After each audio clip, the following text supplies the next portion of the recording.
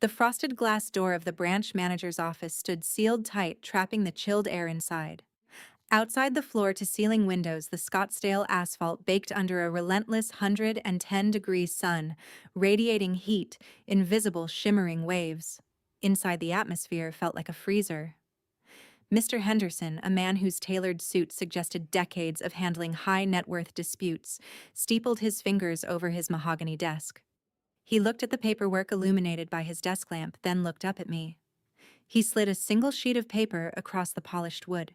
"Ms. Williams," he said, his voice dropping to a low grave register, "this signature is a forgery." I stared at the blue ink resting on the final line of the power of attorney document.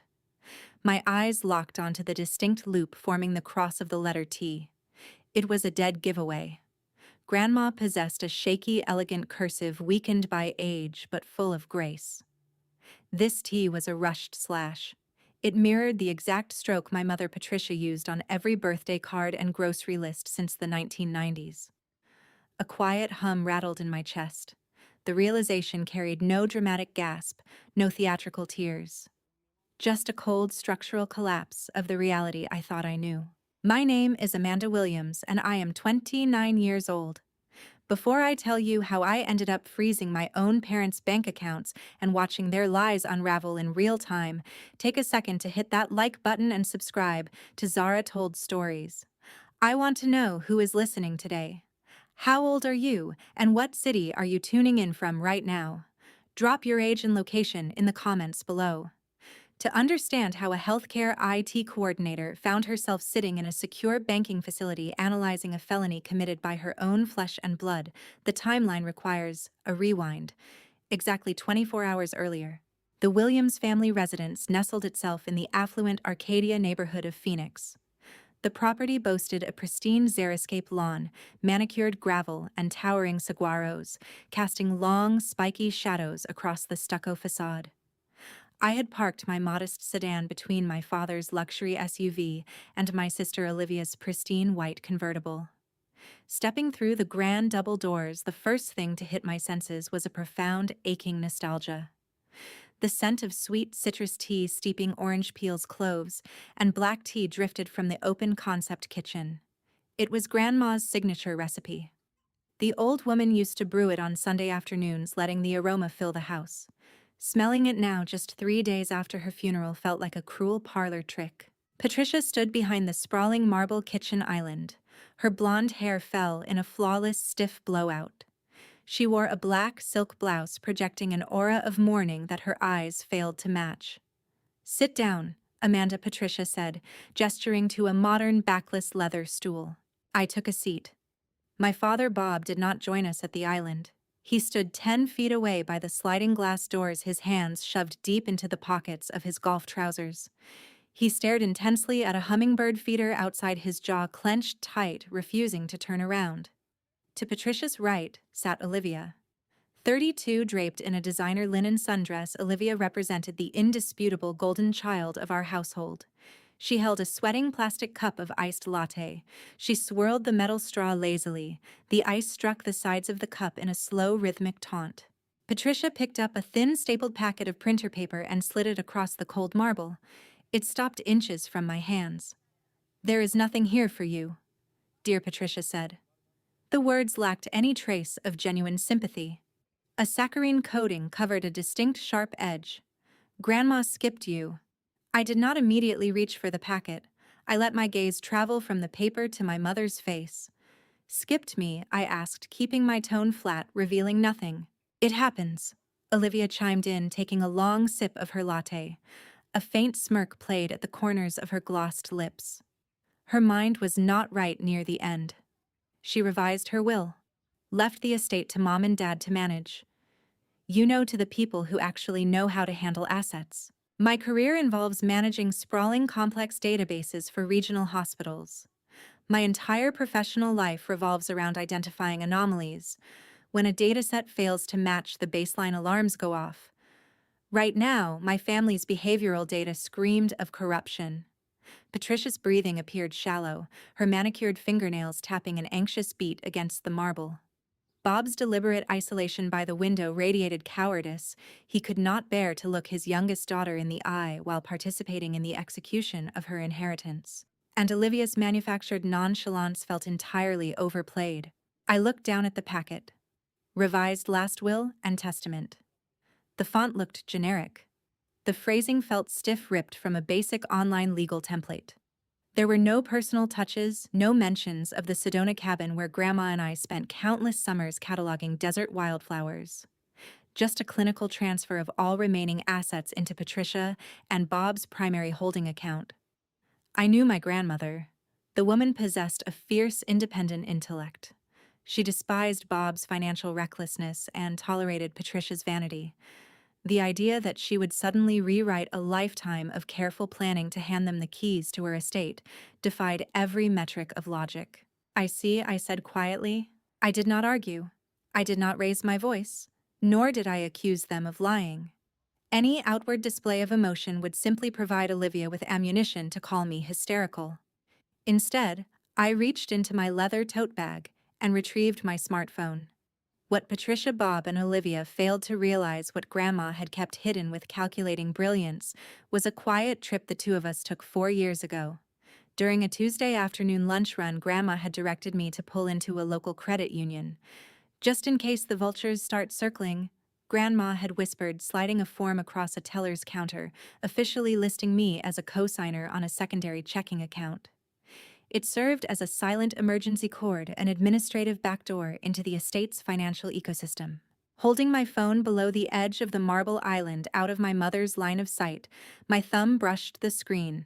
Face ID authenticated my identity in a fraction of a second. The banking application bloomed to life. I navigated past my own modest checking and savings, scrolling down to the linked external accounts. I tapped the joint account bearing Grandma's name. The loading wheel spun for 2 agonizing seconds. Then, the numbers populated. Available balance $0.00. My pulse ticked up a notch. I tapped the transaction history tab. A single staggering 6-figure wire transfer dominated the screen, processed just 3 hours ago. The destination routing number belonged to Patricia and Bob's joint trust. The transaction notes indicated it had been authorized via a power of attorney, a document that, according to Arizona state law, instantly terminated the moment Grandma passed away 3 days ago. They had not just faked a will, they had actively raided a deceased woman's accounts before the probate courts could lock the doors. I locked my phone. The screen faded to black, mirroring the sudden dark clarity settling over my mind. I stood up from the leather stool, the legs scraping softly against the hardwood floor. Leaving so soon? Olivia asked, feigning a pout. We were going to order lunch. I pushed the stapled packet back across the marble island. It slid perfectly into Patricia's waiting hand. Keep it, I said, my voice a cool, detached monotone. I have errands to run. Bob finally turned away from the window, his brow furrowed in suspicion, but I was already walking away. I pushed open the heavy front door, stepping out into the blinding, suffocating heat of the Phoenix afternoon. The oppressive temperature hit my lungs, but my mind felt remarkably clear. I slid into the driver's seat of my sedan, started the engine, and ignored the buzzing notifications on my dashboard. I shifted into drive, my hands gripping the steering wheel with steady, deliberate intent. I knew exactly where the money went. Now I just needed the legal standing to rip it back. I pulled out of the Arcadia neighborhood, steering my car directly toward the Scottsdale branch of Desert Financial. Desert Financial sat on a corner lot surrounded by imported palm trees that offered zero shade. The sliding glass doors parted, letting me step out of the blistering Arizona oven and into a lobby that smelled of lemon-scented floor wax and chilled recycled air. I approached the reception desk, my posture straight, my face a mask of polite routine. The ambient noise of soft conversations and rustling paper provided a stark contrast to the buzzing adrenaline racing through my veins.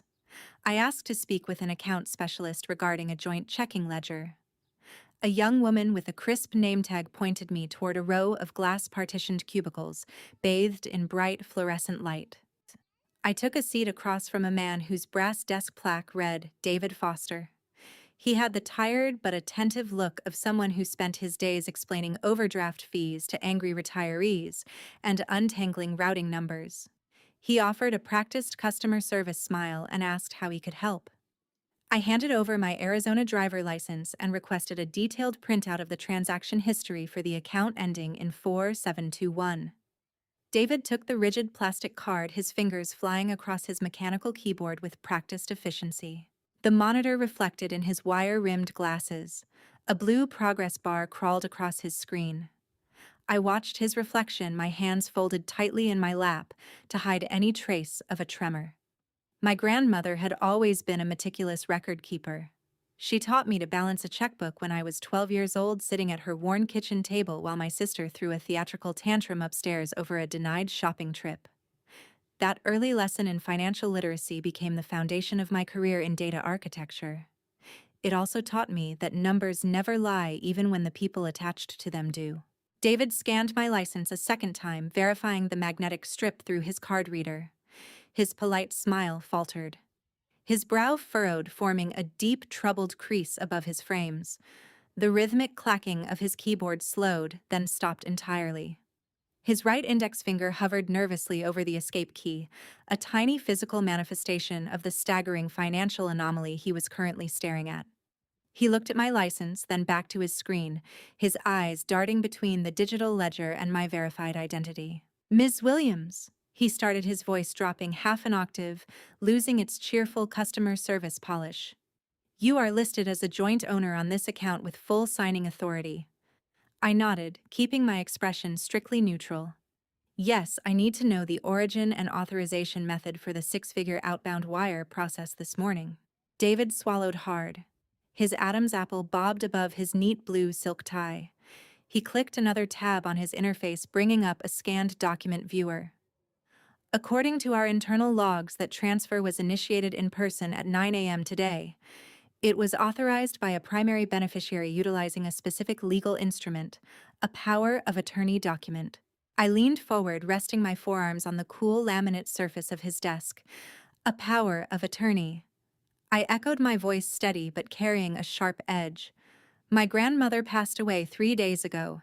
Under state regulations, any such document became instantly null and void the second her heart stopped beating. Furthermore, I possess a copy of her actual health directives, and she was fully lucid until the very end." The color drained from David's face, leaving his complexion the shade of old parchment. Bank employees receive extensive training on how to handle upset customers or disputed late fees. They do not receive training on how to casually uncover felony wire fraud on a quiet Tuesday afternoon. "Please wait right here, Ms. Williams," he said, standing up so quickly his ergonomic office chair rolled backward and bumped heavily into a metal filing cabinet. "I need to get my branch manager immediately. Do not leave this desk." Before David could take 3 steps down the carpeted aisle, a sudden commotion erupted near the front entrance. The heavy glass doors slid open with a sharp mechanical swoosh. 2 familiar figures marched into the quiet lobby, their presence instantly shattering the sterile calm. Patricia and Bob had arrived. They must have tracked my location through the family cell phone plan and oversight. I silently cursed myself for forgetting in the heat of the moment. My mother led the charge, her designer heels clicking a frantic, erratic rhythm against the polished tile floor.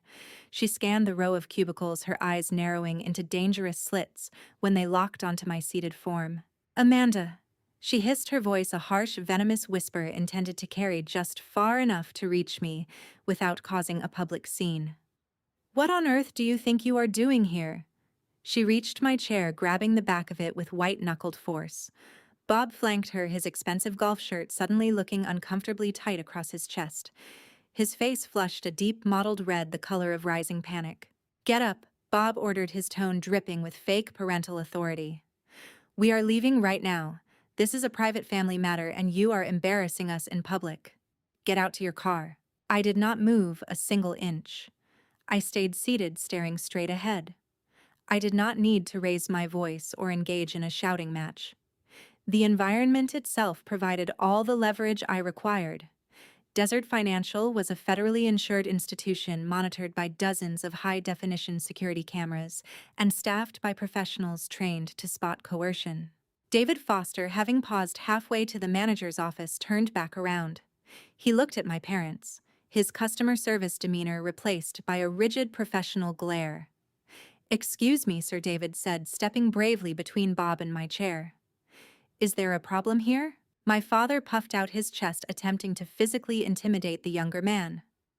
"We are her parents," Bob declared loudly, gesturing toward me as if I were a misbehaving toddler. "She is experiencing a severe grief-induced episode, and we are taking her home for her own safety. Cancel whatever she just asked you to do and close out her screen." David looked down at his desk where my valid identification still rested neatly next to his keyboard.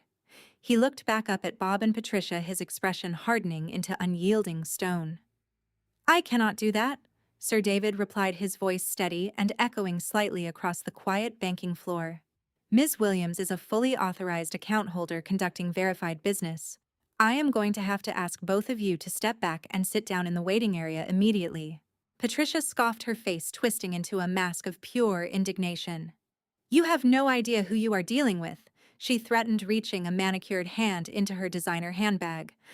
"I am the legal executor of this estate." At that exact moment, a new voice cut through the heavy tension. "I believe I am the one you need to speak with." Mr. Henderson, the branch manager, strode down the central aisle, his tailored suit pristine, his face a portrait of cold authority. He held a tablet in his left hand, its screen displaying the flagged transaction history. Henderson stopped next to David and leveled a piercing stare at my parents. "If you claim to be the executors of this estate, we need to have a very serious conversation," Henderson stated smoothly but firmly. "Our security system has flagged a highly irregular transfer, utilizing a document that appears to be structurally compromised. Effective immediately, I am freezing all accounts, routing numbers, and safe deposit boxes linked to this Social Security number pending a formal fraud investigation." Patricia's hand froze mid-air inside her handbag. Bob took a half step backward, the manufactured authority draining from his posture like water from a cracked pitcher. They had marched in here expecting to drag a disobedient child away through sheer intimidation. Instead, they found themselves cornered in a highly regulated federal building, caught red-handed in a verifiable financial crime. I remained seated, watching the silent terror wash over their faces. Their carefully constructed lie was unraveling under the bright fluorescent lights of a suburban bank branch. But my parents' immediate panic only solved half the puzzle. If they stole the funds this morning, I needed to know exactly where that money was sitting right now before they could try to move it again. A sudden memory sparked in my mind. Olivia, my golden child sister, had been bragging earlier that morning about a luxury real estate showing. The stolen capital was not just sitting in a hidden secondary trust, it was actively funding a vanity project. I stood up, retrieved my driver license from the desk, and walked past my paralyzed parents, heading straight for the sliding glass doors. It was time to visit Paradise Valley. The drive from Scottsdale to Paradise Valley took exactly 19 minutes, but the shift in atmosphere felt like crossing into a different country. This enclave was where old money and new tech collided, a sprawling neighborhood of gated compounds, multi-million-dollar estates, and palm trees that cost more to maintain than my entire annual salary. I navigated my sensible sedan past manicured hedges and security cameras, finally pulling up to a stunning Spanish-style mansion. The property featured a terracotta roof, arched entryways, and a massive custom iron gate that stood wide open. I parked behind a silver luxury SUV that I immediately recognized as belonging to a high-end local real estate agent. Stepping out into the oppressive heat, I did not bother to ring the doorbell. The front door was ajar. I pushed it open, letting myself into a foyer with a soaring 20-foot ceiling. The air conditioning was cranked so high the contrast to the outside desert air actually made me shiver. "This place is perfect," I heard a voice echo from deep within the house. "We can turn the casita into a guest suite for Mom and Dad." I followed the sound, my sneakers completely silent against the imported flooring. As I rounded a corner into a cavernous open-concept living room, I saw her. Olivia stood by a massive wall of glass doors that overlooked a pristine infinity pool. She was pointing at architectural details while the real estate agent furiously took notes on a tablet. The sharp, echoing click of Olivia's designer heels on the terracotta tiles filled the vast, empty space. Clack, clack, clack. The sound felt aggressive, hollow, underscoring the stolen reality of her impending wealth. She was 32 years old and had never held a job for longer than 6 months. Yet she carried herself with the entitled swagger of a seasoned tycoon. "Olivia," I said, my voice flat, slicing through the ambient hum of the central air system. She spun around, her perfectly highlighted hair whipping across her shoulders. The real estate agent looked up, startled by the interruption. Olivia's manufactured smile did not slip, but her eyes hardened into twin chips of flint. "Amanda?" she said, drawing out the syllables in a syrupy, exaggerated drawl. "What a surprise. How did you find me?" "You posted the address on your social media story 20 minutes ago, bragging about your new compound," I replied, crossing my arms over my chest. "I need to speak with you. Alone." Olivia sighed, a theatrical display of profound inconvenience. She turned to the agent. "Give us a moment, please. I just need to deal with some family drama." The agent nodded hastily, retreating toward the kitchen, practically sprinting to escape the sudden drop in room temperature. Olivia waited until the woman was out of earshot before she turned her full attention back to me. She casually unclasped her designer handbag, setting it on a nearby quartz console table. She adjusted the bag slightly, ensuring the front pocket faced outward. A subtle, deliberate movement. She was recording me. In Arizona, secretly recording an in-person conversation where you intend to provoke a reaction violates state consent laws. It was a stupid, arrogant move, and one that would provide me with remarkable leverage later. But for now, I played along. "So what brings you to my new house?" Olivia asked, resting her hands on her hips. "I am doing the final walkthrough. Your new house." I repeated, letting my gaze sweep over the expensive finishes, the custom lighting, the sheer scale of the theft surrounding us. "I just left Desert Financial, Olivia. I saw the wire transfer. 6 figures pulled from Grandma's account utilizing a fraudulent document." Olivia threw her head back and laughed. It was a harsh, grating sound devoid of any real humor.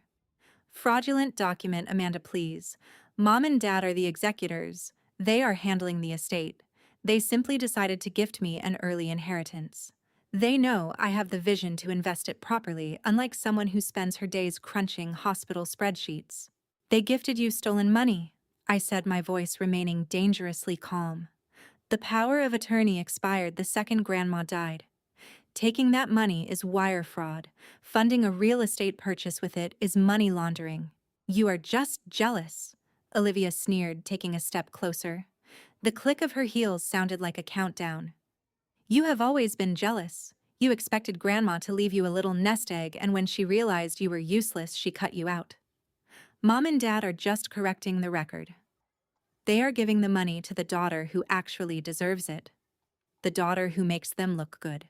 I looked at my sister, studying the defensive posture masquerading as confidence. For my entire life, Olivia had been the center of the Williams universe. When she failed a college course, my parents blamed the professor. When she racked up credit card debt, my father quietly paid it off. She had lived in a perpetual state of consequence-free existence.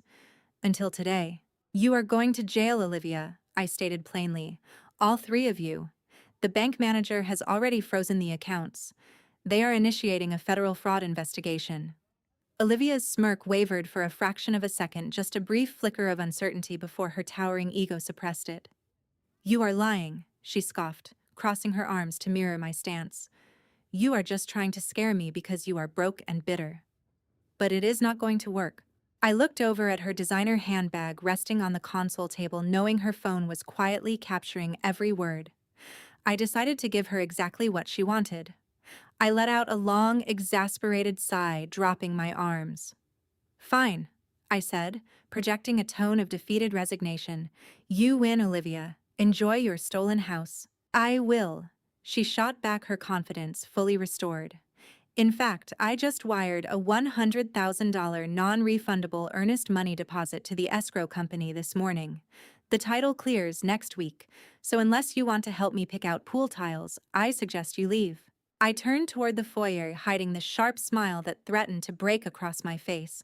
A $100,000 non-refundable deposit.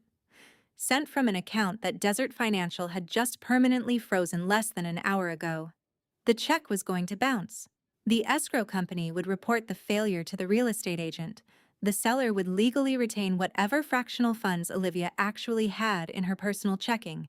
And her credit score would be absolutely decimated.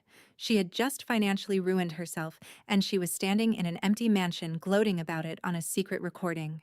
"Have a nice life, Olivia," I called out over my shoulder, my sneakers squeaking slightly on the pristine tile. I walked out of the heavy double doors, pulling them shut behind me. The blistering heat of the Paradise Valley afternoon hit me like a physical blow, but I welcomed it. The stifling artificial chill of that house felt toxic. I climbed into my car, starting the engine and cranking the air conditioning. My phone buzzed in my cup holder. It was a calendar reminder I had set for myself days ago. Property tax payment due. I stared at the notification, my mind shifting gears. The Sedona cabin. Grandma loved that small rustic property nestled among the red rocks. We spent summers there, hiking the trails and cataloging the desert flora. It was her sanctuary. If my parents had raided her liquid assets to fund Olivia's vanity mansion, what had they done with the physical real estate? The wire transfer was a desperate, clumsy move indicating a need for fast, liquid cash. Real estate required paperwork, signatures, public records. I pulled out of the sweeping circular driveway, leaving the silver SUV and Olivia's doomed real estate venture behind. The immediate financial threat was neutralized by the bank freeze, but the broader scope of their conspiracy remained hidden. If they forged a power of attorney to access cash, they certainly forged something else to transfer the deeds. I needed to access a computer, I needed public records, and I needed to find the notary who stamped those fraudulent documents. I steered my car onto the main arterial road, heading back to my apartment. The digital hunt was about to begin. My apartment offered a stark contrast to the sprawling estates of Paradise Valley. I unlocked the deadbolt and stepped into my modest two-bedroom unit, dropping my keys onto the entryway table. The air conditioning hummed a steady, reliable frequency, masking the distant roar of Phoenix traffic. I bypassed the kitchen, ignoring the faint rumble of my empty stomach. Food could wait. My brain operated on a singular track fueled by adrenaline and cold logic. I walked straight into my home office, a repurposed guest room dominated by a dual-monitor workstation. I tapped the spacebar, waking the screens from sleep mode. The bright white light washed over my face, illuminating the quiet space. Working in healthcare information technology trained me to navigate labyrinthine databases with ease. Finding a property deed required less effort than tracing a misplaced patient billing code. I opened a new browser tab and navigated directly to the county recorder's online public portal. The interface looked archaic, a relic of early internet design, but the data it held possessed tremendous modern power.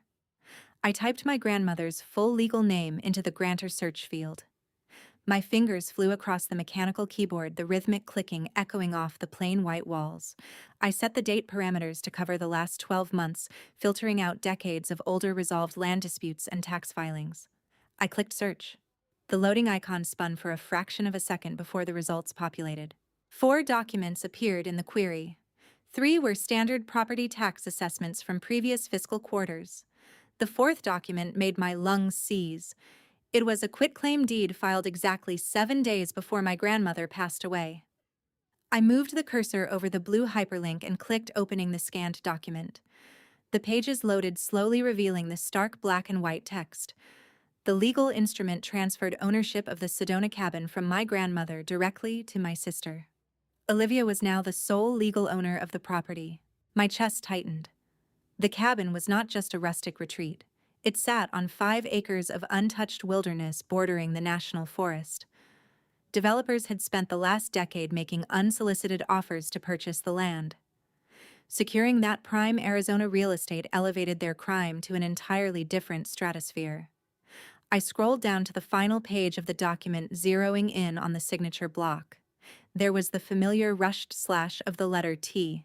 My mother had forged the authorization just as she had with the bank transfer. But real estate transactions required an additional layer of legal authentication. They required a registered notary public to verify the signer's identity. I magnified the bottom right corner of the screen, zooming in on the circular black ink stamp pressed next to the forged signature. The seal bore the name Jessica Davis. My mind raced, flipping through a mental catalog of faces and names. Jessica Davis. The name clicked into place, locking with terrifying precision. She was Olivia's former college roommate and a current bridesmaid in her upcoming socialite wedding. This was not a crime of opportunity executed in a moment of frantic grief.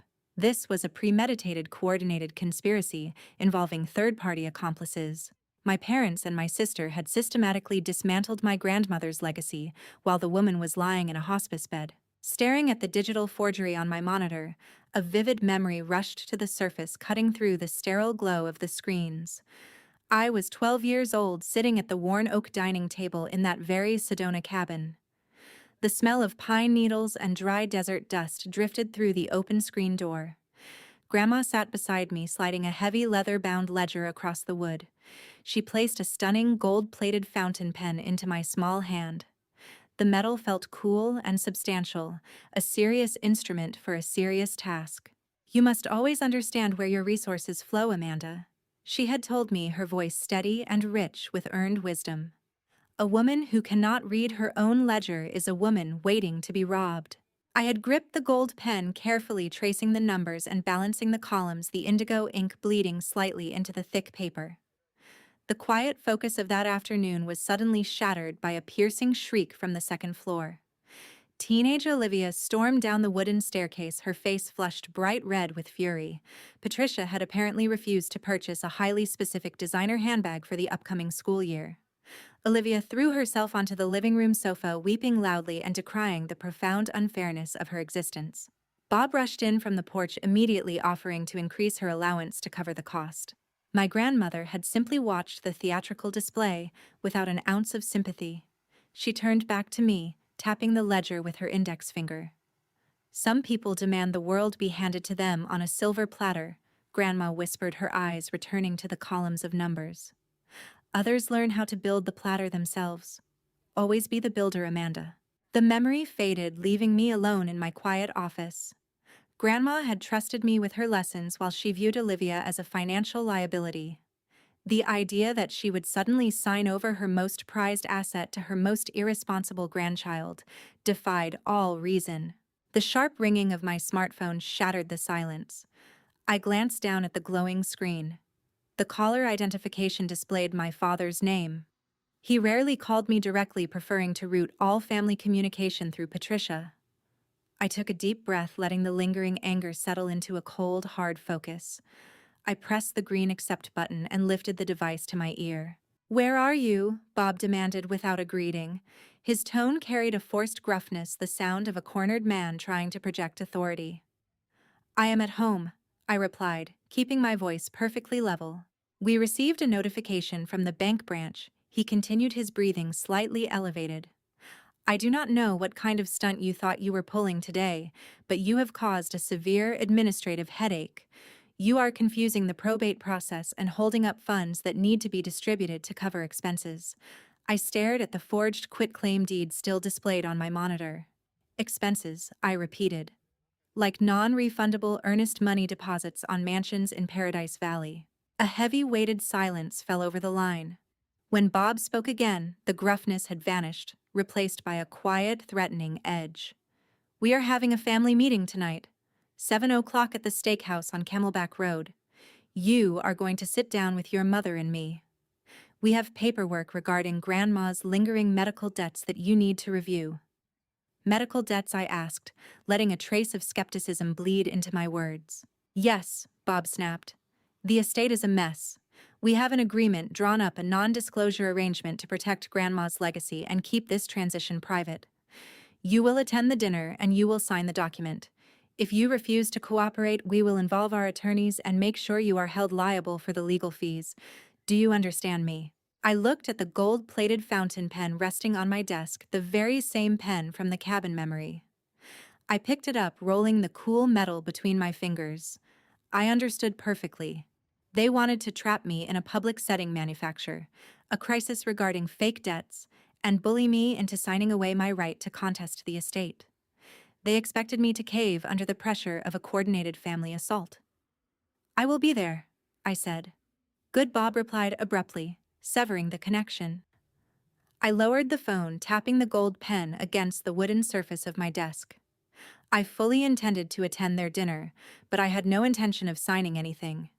Instead, I was going to let them lay all their fabricated evidence right on the table. The Scottsdale Steakhouse projected an aura of manufactured exclusivity. Dim amber lighting reflected off polished mahogany tables, while the low murmur of wealthy patrons provided a steady acoustic hum.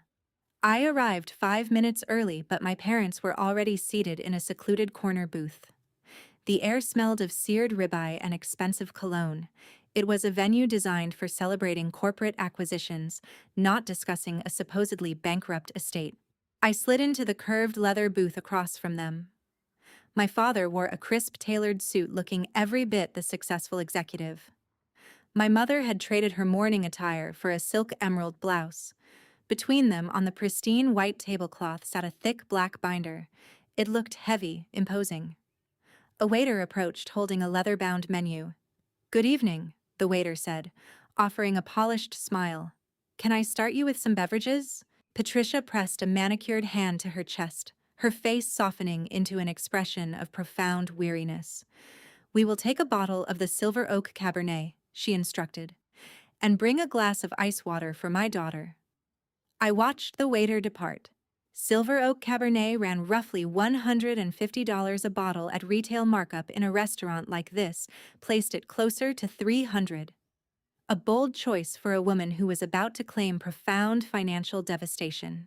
"Thank you for coming," Amanda Bob said, leaning forward, resting his forearms on the table.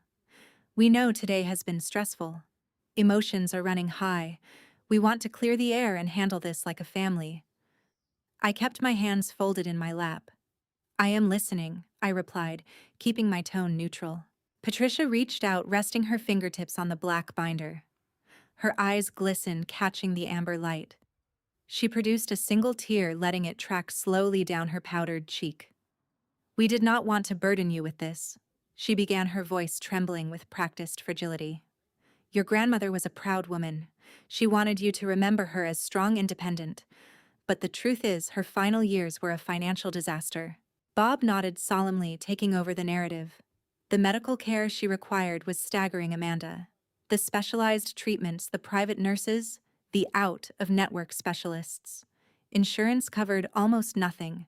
She was drowning in secret debt. Creditors were preparing to place liens on everything she owned. Patricia dabbed at her eyes with the linen napkin. "We had to step in," she whispered. "We had to liquidate the Sedona property and secure those bank funds just to keep her out of bankruptcy court. We spent our own savings trying to protect her legacy. We are practically penniless right now, trying to fix her mistakes." The waiter returned, pouring the expensive ruby liquid into my mother's crystal glass. She took a long, appreciative sip before setting it down. The contrast between her tragic words and her luxurious consumption was stark. "We have shielded you from the ugly truth," Bob continued, reaching inside his suit jacket. He pulled out a crisp legal document and a silver pen. "This is a standard non-disclosure agreement. It states that you understand the financial realities of the estate and agree to keep these matters strictly confidential. It protects all of us from public scrutiny. Sign this and we can put today behind us." I looked at the NDA, then shifted my gaze to the black binder. "You brought proof of these debts?" I asked, gesturing toward the heavy plastic spine. Patricia pushed the binder across the tablecloth. It bumped gently against my ice water. "Every single invoice," she said, her voice thick with fake sorrow. "We cataloged it all. Look for yourself." I opened the cover. The pages were stuffed with printed hospital bills, laboratory invoices, and pharmacy receipts. To the untrained eye, it looked like a mountain of undeniable debt. But I did not have an untrained eye. I spent 40 hours a week auditing healthcare data architecture, building algorithms to flag billing discrepancies for regional medical centers. I lived and breathed medical coding. I turned the first page. It was a summary of charges from a local oncology clinic dated 2 years ago. I scanned the itemized list, focusing on the alphanumeric sequence next to the procedure descriptions. ICD-10 codes are the international standard for diagnosing and billing medical conditions. The code printed on this invoice was J01.9. That is the billing identifier for acute sinusitis, a common sinus infection. The invoice claimed it cost $45,000 for a 6-week treatment plan. I flipped to the next page. A pharmacy receipt for specialized dementia medication. I checked the date stamped at the top. The year printed was 4 years prior to the manufacturer actually releasing that specific drug to the commercial market. I turned 3 more pages, my eyes tracing the columns. A surgical charge from a cardiovascular specialist featured a CPT code of 99213. That code does not represent heart surgery. It represents a standard 15-minute routine office visit. The entire binder was a sloppy patchwork of downloaded templates generated by someone who understood how to use a PDF editor but knew nothing about the healthcare industry. They had inflated numbers, mismatched dates, and used random medical codes. They probably copied from a basic internet search. Well, Patricia pressed, taking another sip of her wine. Do you see what we have been dealing with? I closed the binder. The thick cover made a soft thud against the table. I looked up, meeting my mother's expectant gaze. I see exactly what you are dealing with. I said, my voice quiet and steady. You are dealing with a daughter who audits medical billing software for a living. Bob's posture stiffened. What is that supposed to mean? He demanded. It means I recognize a fabricated CPT code when I see one, I replied, pushing the binder back toward them. Page 4. Bills $45,000 for a sinus infection. Page 7. Charges for a medication that did not exist in the year printed on the receipt. And the surgical invoice on page 12 utilizes the billing sequence for a basic checkup. This entire binder is fake. The color drained from Patricia's face, leaving her looking pale and suddenly very old under the dim lights. Bob opened his mouth, but no sound emerged. The calculated, confident facade they brought into the steakhouse fractured into a dozen pieces. You forged a power of attorney to drain her cash, I stated, keeping my volume low to prevent neighboring tables from overhearing. You forged a quitclaim deed to steal the Sedona cabin for Olivia. And now you fabricated medical invoices to trick me into signing a gag order. There is no secret debt. You are just thieves. Patricia's shock rapidly morphed into something else entirely. The fragile weeping mother act vanished, replaced by a cold, rigid fury. Her eyes widened and the veneer of high society grace shattered. How dare you? She hissed, her voice rising in pitch. We gave you everything. We raised you. We provided for you. And this is how you repay us. By accusing your own family of crimes. You provided the evidence yourselves, I said, standing up from the booth. I am not signing your non-disclosure agreement. I am not keeping your secrets. Bob grabbed the edge of the table, his knuckles turning white. Sit down, Amanda, he ordered, a harsh, desperate command. You walk out that door and you are severing this family. You will have nothing. I looked down at the man who had enabled this entire conspiracy. I already have nothing from you, I said calmly, but I am going to make sure Grandma gets her justice. I turned away, stepping out of the booth. I did not rush toward the exit. I walked with deliberate, measured steps, navigating the maze of mahogany tables. Behind me, Patricia lost the last shred of her restraint. She stood up, her chair screeching against the floorboards. Her voice echoed across the quiet, sophisticated dining room, cutting through the ambient noise like a siren. You are dead to us, she screamed, drawing the shocked stares of every patron and waiter in the vicinity. Do you hear me? You are no daughter of mine. You are a greedy, delusional liar, and I will make sure everyone knows exactly what you have done. I pushed through the heavy wooden doors of the steakhouse, stepping out into the warm evening air. Let her scream. Let her launch whatever smear campaign she desired. Let her tell the aunts, the uncles, the cousins, and the neighbors her twisted version of events. She was relying on social pressure to break me. She expected me to crumble under the weight of family exile. But exile was a weapon that only worked if you still wanted to belong. I walked to my car, the night sky stretching vast and clear over the desert city. My parents had chosen their battleground, expecting a swift emotional surrender. Instead, they had just handed me the structural blueprints of their lie. I unlocked my door, sliding into the driver's seat. If they wanted a war of information, I was uniquely qualified to fight it. Tomorrow was Sunday. They would be attending their exclusive country club brunch, a weekly tradition they never missed. Their house would be empty. And I knew exactly how to bypass their side door security keypad. Sunday morning arrived with a suffocating dry heat that settled over Phoenix before the sun even crested the horizon. My phone had not stopped vibrating since I walked out of the steakhouse 12 hours prior. The notification tray displayed a steady stream of toxic messages from extended relatives. Patricia had apparently spent her Saturday evening working the family phone tree, weaving a tragic narrative of a greedy, unhinged daughter attempting to steal a dying woman's last pennies. Aunt Carol called me a disgrace. Cousin Greg sent a lengthy text advising me to seek psychiatric help. The smear campaign was operating at peak efficiency, designed to isolate me into submission. But my parents miscalculated my reaction to isolation. When you spend your entire childhood standing in the shadow of a golden sister, you learn to find comfort in the dark. You learn how to operate unseen.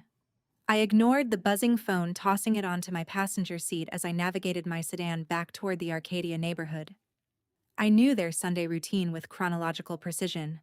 Every Sunday at 10 in the morning, Bob and Patricia attended a champagne brunch at their exclusive country club. They never missed it.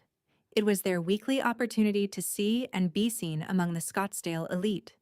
They would sit at their reserved patio table, sipping mimosas and accepting the fabricated condolences of their peers until at least 1 in the afternoon. I parked 3 blocks away from their property under the sparse shade of a Palo Verde tree. The walk to their house felt distinctly different than it had 2 days ago. I was no longer a grieving granddaughter seeking comfort. I was a digital auditor hunting for analog proof. I approached the side gate, slipping through the wrought iron latch with practiced ease. The security system presented a minor hurdle. Bob upgraded the keypad last year, but his password methodology remained terribly predictable. He used Olivia's birth year, followed by the day she won her high school tennis championship. I punched in the 4 digits. The small green light flashed, signaling the alarm was disarmed. I stepped into the laundry room, the familiar scent of expensive detergent masking the underlying rot of this household. The interior was dead quiet. The ambient hum of the refrigerator provided the only acoustic cover as I moved through the pristine kitchen and headed straight down the hallway toward my father's home office. Passing the formal dining room, a detail caught my eye, halting my momentum for a brief second. A row of imported purple orchids sat lined up in ornate ceramic pots along the bay window. Patricia spent a small fortune having them delivered monthly.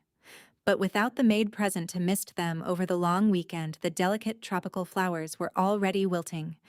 Their edges turned brown and brittle, curling inward. They required constant artificial pampering just to survive in this harsh environment. The dying petals stood in stark contrast to the towering ancient saguaro cactus I remembered standing guard outside the Sedona cabin. That saguaro thrived in the unforgiving desert, requiring no intervention, drawing strength from deep-hidden roots. My family was the orchid, beautiful on the surface but fundamentally fragile and rotting from neglect. I was the saguaro.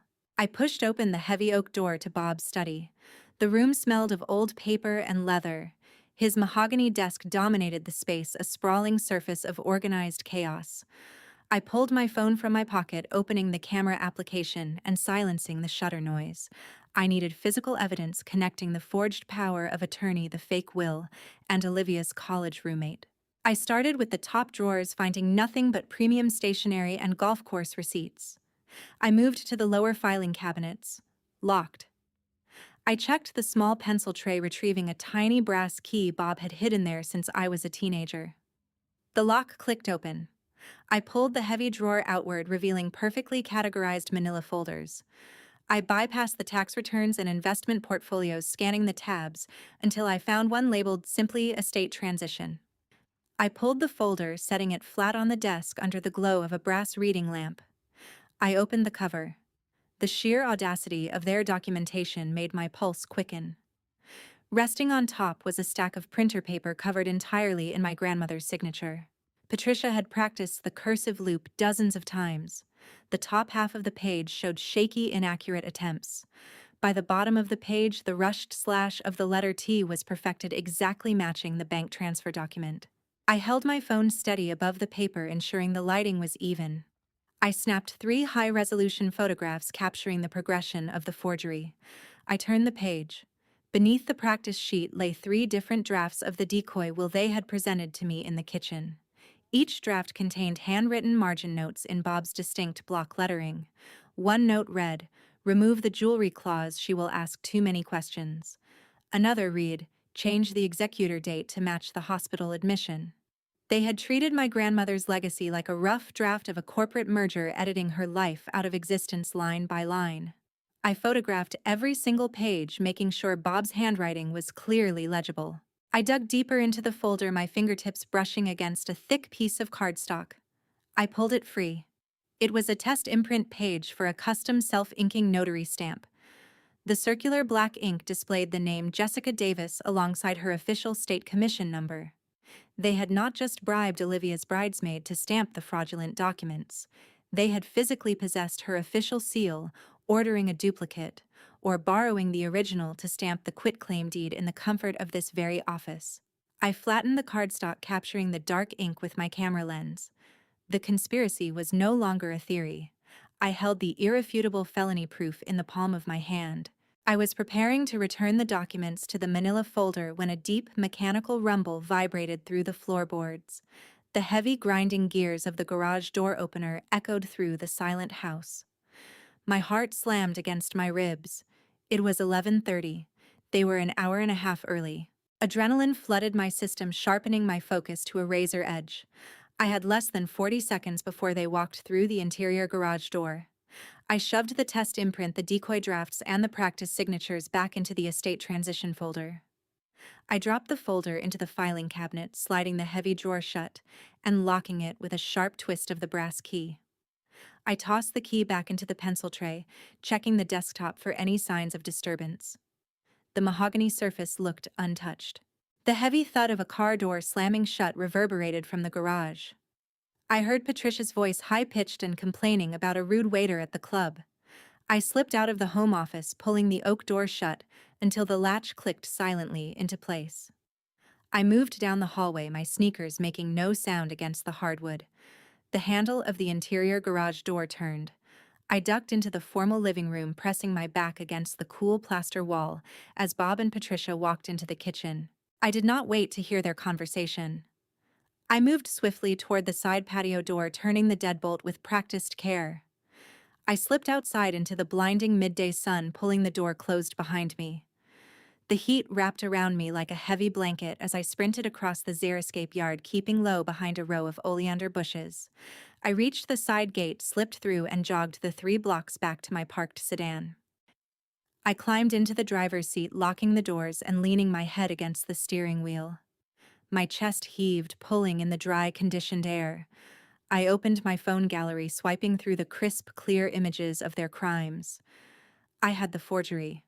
I had the drafts. I had the notary stamp.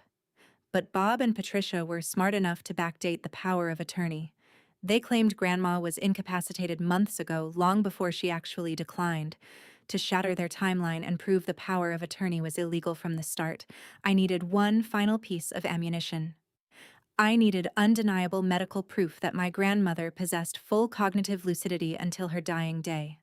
And to get that, I was going to have to leverage my status as her emergency contact at the local clinic.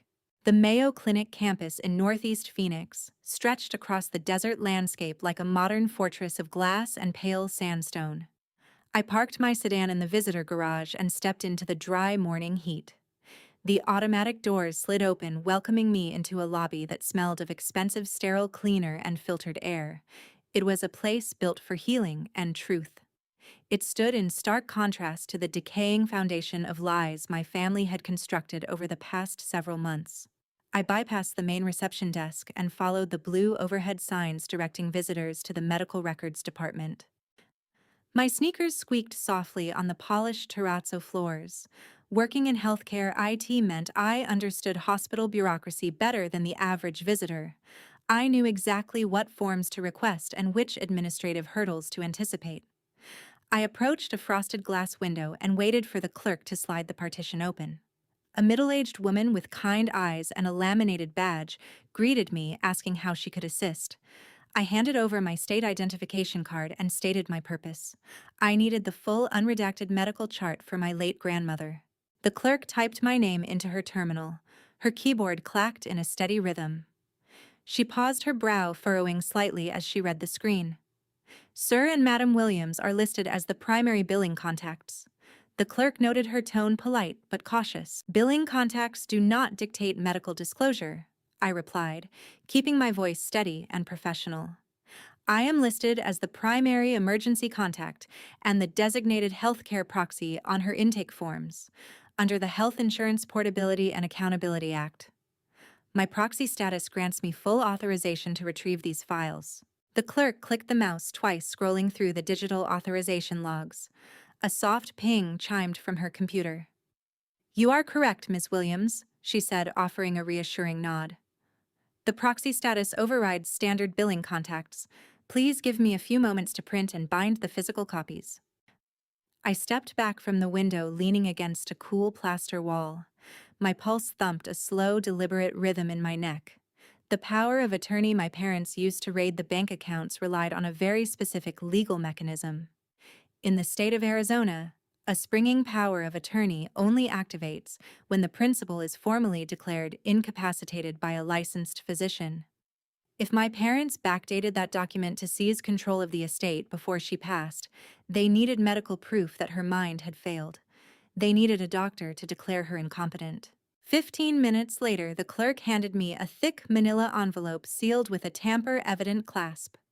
I thanked her and walked straight to the hospital cafeteria. I purchased a black coffee I had no intention of drinking and found a secluded booth in the far corner of the dining area. The morning sunlight poured through the floor-to-ceiling windows, illuminating the dust motes dancing in the air. I broke the seal on the envelope and pulled out the heavy stack of papers. The sharp scent of fresh printer toner hit my nose. I flipped past the admission forms, the insurance summaries, and the respiratory therapy charts. I did not care about her failing lungs or her weakened heart. I needed the neurological assessments. I needed the daily cognitive evaluations performed by the attending physicians. I found the psychiatric section marked by a pale blue divider tab. I traced my finger down the columns of medical jargon, scanning the physician notes from her final 2 weeks in the hospice wing. The standard protocol for elderly patients involves a daily Montreal cognitive assessment. It tests memory, orientation, and executive function. A score below 26 indicates mild dementia. A score below 16 indicates severe cognitive decline. My grandmother's score on her final assessment, taken just 48 hours before her heart stopped beating, was a 29. I read the attending neurologist's typed summary. The patient is fully oriented to time, place, and person. She demonstrates acute situational awareness and possesses unclouded executive decision-making capacity. No signs of dementia, no signs of delirium. Patient remains in full control of her faculties. The words burned themselves into my retinas. Her mind was perfect. She was sharp, clear, and entirely aware of her surroundings until the very end. The legal implication of this single paragraph was devastating to my parents' narrative. The power of attorney they presented to Desert Financial was legally void. It was dead on arrival. A notary stamp from Olivia's college roommate meant nothing if the principal subject was still legally competent. My parents had executed a bold, reckless theft, relying on the assumption that no one would ever bother to check the medical charts of an 89-year-old woman. I continued turning the pages, the paper rustling softly in the quiet cafeteria. I moved into the daily nursing logs. These notes were less clinical, often capturing the human element of a patient's final days. I scanned the entries, looking for any mention of visitors or unusual family interactions. Near the bottom of a page, dated 3 days before her passing, I found a handwritten entry from a night shift nurse named Sarah. The cursive handwriting was neat and rounded. Patient experienced mild insomnia during the midnight rotation, Sarah wrote. Administered warm tea, patient alert and highly conversational. Spoke at length about her granddaughter Amanda's recent promotion to senior IT coordinator. Patient expressed deep pride. Stated she knew Amanda would always be the builder of the family. My breath caught in my throat. The sterile hospital environment faded away, replaced by the vivid memory of the Sedona cabin. Always be the builder, Amanda. She remembered. She sat in a cold hospital bed, her physical body betraying her, and she used her clear, sharp mind to talk about my achievements to a stranger. A fresh wave of cold, calculated fury washed over me. My parents had preyed on her physical weakness. They knew she lacked the motor function to leave the bed to call a lawyer or to physically stop them from raiding her assets. They trapped a brilliant mind inside a failing body, and they stole her legacy right out from under her. They probably smiled at her bedside, holding her fragile hands while their accomplices stamped fraudulent deeds, transferring the Sedona property to the Golden Child. I gathered the medical records, sliding them back into the manila envelope with careful precision. This thick stack of paper was the ultimate weapon. It dismantled their entire timeline. It proved their financial documents were fraudulent, and it proved their steakhouse medical debt story was a fabricated illusion. I stood up from the booth, leaving the untouched black coffee on the table. I walked out of the cafeteria and navigated the long corridors back to the main lobby. The automated doors parted, allowing the fierce Arizona heat to wash over my skin. I reached my sedan, unlocked the doors, and tossed the heavy envelope onto the passenger seat. Before I could insert the key into the ignition, my cell phone shattered the quiet interior of the car. The screen flashed, displaying my father's name. It was not a text message. It was a direct call. I stared at the glowing screen, calculating the variables. My father never called me during traditional business hours unless it was a severe emergency. He preferred the passive-aggressive distance of an email or a relayed message through my mother. I let it ring 3 times, letting the anticipation build before pressing the green icon and lifting the device to my ear. I did not offer a greeting. I just listened. The sound of heavy, ragged breathing echoed through the speaker. Bob was practically hyperventilating. I just received a notification from the Mayo Clinic compliance office. He snarled, his voice vibrating with a terrifying, dark intensity. They called the primary billing contact to verify a dual release of records. They told me you pulled her entire chart. I remained silent, letting his panic fill the empty space. You have crossed a fatal line, Amanda. My father continued, his tone dropping into a chilling, breathless whisper. You think you are clever playing detective with hospital administrators. You have no idea what kind of fire you are walking into. You are breaching privacy agreements. You are harassing the estate. I am reading the truth, I replied, keeping my voice flat, unyielding. And the truth says, her mind was flawless. Your documents are fake, Bob. I heard a sharp intake of breath on the other end of the line. The use of his first name stripped away any remaining illusion of a father-daughter relationship. We were adversaries now. You listen to me, you arrogant little girl, he hissed, the venom dripping from every syllable. I tried to handle this quietly to protect the family name. But you leave me no choice. I am calling the attorneys. We are burying you in injunctions. By tomorrow morning, you will have a court order barring you from stepping within 100 feet of any family asset. You want a war over these records. I will make sure you lose everything you have ever worked for. The line went dead. A dial tone buzzed in my ear, a flat electronic hum signaling the end of the conversation. I lowered the phone, returning it to the center console. My father was terrified, and terrified men with money always resorted to extreme retaliatory measures. The smear campaign was over. The legal warfare was about to begin. The morning sun hit the horizontal blinds of my bedroom window, casting long, sharp shadows across the floorboards. I woke with a jolt, a lingering tension tight in my shoulders from the confrontation with my father the day before. The apartment was quiet. I pushed the covers back and walked toward the kitchen, craving the bitter, grounding taste of black coffee. As I passed the entryway, the stark white rectangle of a legal envelope caught my eye. It was taped haphazardly to the exterior glass of my front door. I unlocked the deadbolt and pulled the envelope free. The adhesive left a sticky residue on the glass. The envelope felt shockingly thin. I tore it open, retrieving a single sheet of cheap, flimsy cardstock. It was not the heavy watermarked linen paper favored by reputable downtown law firms. It bore the letterhead of a strip mall attorney located in a decaying plaza near the interstate. The header read, "Formal cease and desist order." The physical contrast between the cheap paper and the terrifying implications of the words printed on it sent a cold shiver down my spine. The letter claimed I was engaging in targeted harassment, malicious interference with a probate estate, and unauthorized access to protected medical records. It demanded I immediately cease all contact with Desert Financial, the Mayo Clinic, and any individual named in the Williams Family Trust. It threatened civil litigation and criminal charges if I failed to comply. My father was making good on his threat. He lacked the high-powered legal representation he usually bragged about, relying instead on a bargain basement lawyer willing to draft aggressive intimidation tactics for a quick fee.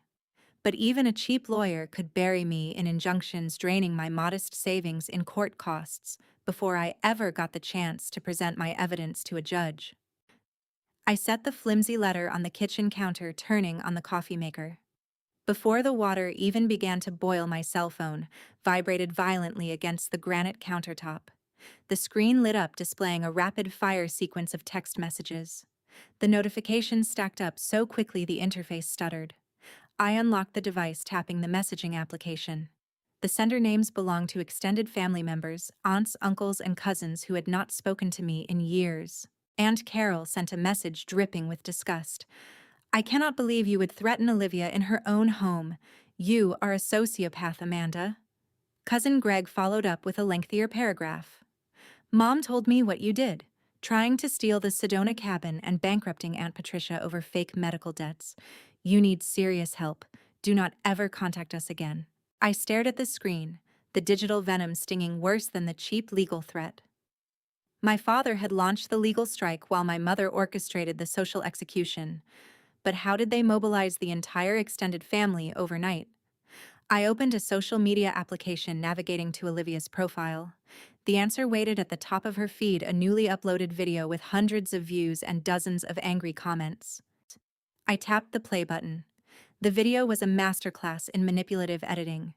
It featured the secretly recorded audio from our confrontation at the Paradise Valley mansion, layered over a black screen with dramatic, bold text highlighting specific phrases.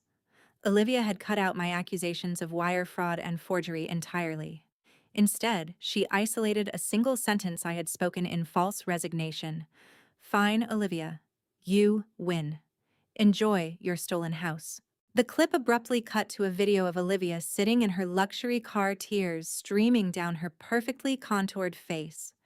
She sobbed into the camera, detailing how her unhinged sister had broken into her new home, screaming threats and demanding money. She claimed I was trying to extort our grieving parents while they struggled to pay off Grandma's lingering hospital bills. The sheer audacity of the fabrication took my breath away. Olivia had taken my sarcastic surrender and weaponized it, turning my own words into a confession of greed. The extended family, watching the tears and hearing the isolated audio, swallowed the narrative whole. They saw the golden child weeping and assumed the quiet, analytical sister had finally snapped. The coffee maker beeped, signaling the brew was complete. I ignored it, leaning my elbows against the counter and pressing the heels of my hands into my eyes. The exhaustion hit me then, a heavy physical wave that threatened to drag me under. Fighting a fraudulent financial conspiracy was one thing. Fighting a coordinated multi-front assault from the people who raised you was another entirely. They had endless resources, a documented victim narrative, and an army of relatives willing to act as their personal attack dogs. I was one person armed with a stack of hospital papers and a photograph of a notary stamp. For the first time since sitting in the bank manager's office, I seriously considered walking away. If I dropped the inquiry, if I let the bank freeze lift, they would get away with millions. But I would get my life back. I would avoid bankruptcy court, and I would never have to look at their faces again. I could mourn my grandmother in peace, letting them drown in their own corruption. My finger hovered over the screen, hovering over a message to my father, drafting a single sentence of surrender. Before my thumb could make contact, the phone vibrated again. The incoming call screen replaced the text interface. The caller identification displayed a restricted number. No name, no location data, just a blank, unknown origin. I hesitated. It could be the cheap attorney following up on the cease and desist. It could be another angry relative utilizing a blocked line to scream at me. The phone vibrated a second time, a persistent, demanding rhythm. I pressed the accept button, lifting the device to my ear. Hello, I said, my voice sounding surprisingly steady despite the chaos swirling in my mind. Miss Williams, a male voice responded. The tone was professional, crisp, and entirely unfamiliar. It carried the polished cadence of an executive accustomed to giving orders. Speaking, I replied, my guard instantly rising. Who is this? My name is Kenneth Bradley, the voice stated. I am a senior partner at Bradley and Associates downtown. I represent your late grandmother. The statement hit me like a physical blow. My parents claimed to have hired the estate attorneys. If this man represented my grandmother, he operated entirely outside their sphere of influence. I have never heard your name, I said, gripping the edge of the granite counter. My parents are handling her legal affairs. No, Ms. Williams, Kenneth corrected smoothly. Your parents are currently attempting to dismantle her affairs. There is a very significant distinction. I understand you have been experiencing a rather intense campaign of intimidation over the past 48 hours. How do you know that I demanded, my eyes darting toward the front door? Because I have been monitoring the estate transition very closely, he replied, unbothered by my sudden defensive posture. Your grandmother anticipated this exact scenario. She knew your parents would attempt a hostile takeover the moment she became incapacitated or deceased. She prepared for it. And she left very specific instructions regarding your involvement. My involvement, I echoed, staring at the cheap cease and desist letter resting near the sink. They just hit me with a legal order to back off. They recorded me. They have the entire family convinced I am trying to extort them. Smoke and mirrors, Ms. Williams. Kenneth said, his voice projecting quiet, unshakable confidence. They are playing checkers while your grandmother designed a chessboard. Stop looking at the noise they are creating and start looking at the actual architecture of the estate. You need to look at Article 9 of the original trust. The original trust, I repeated, my mind racing. I have never seen the original trust.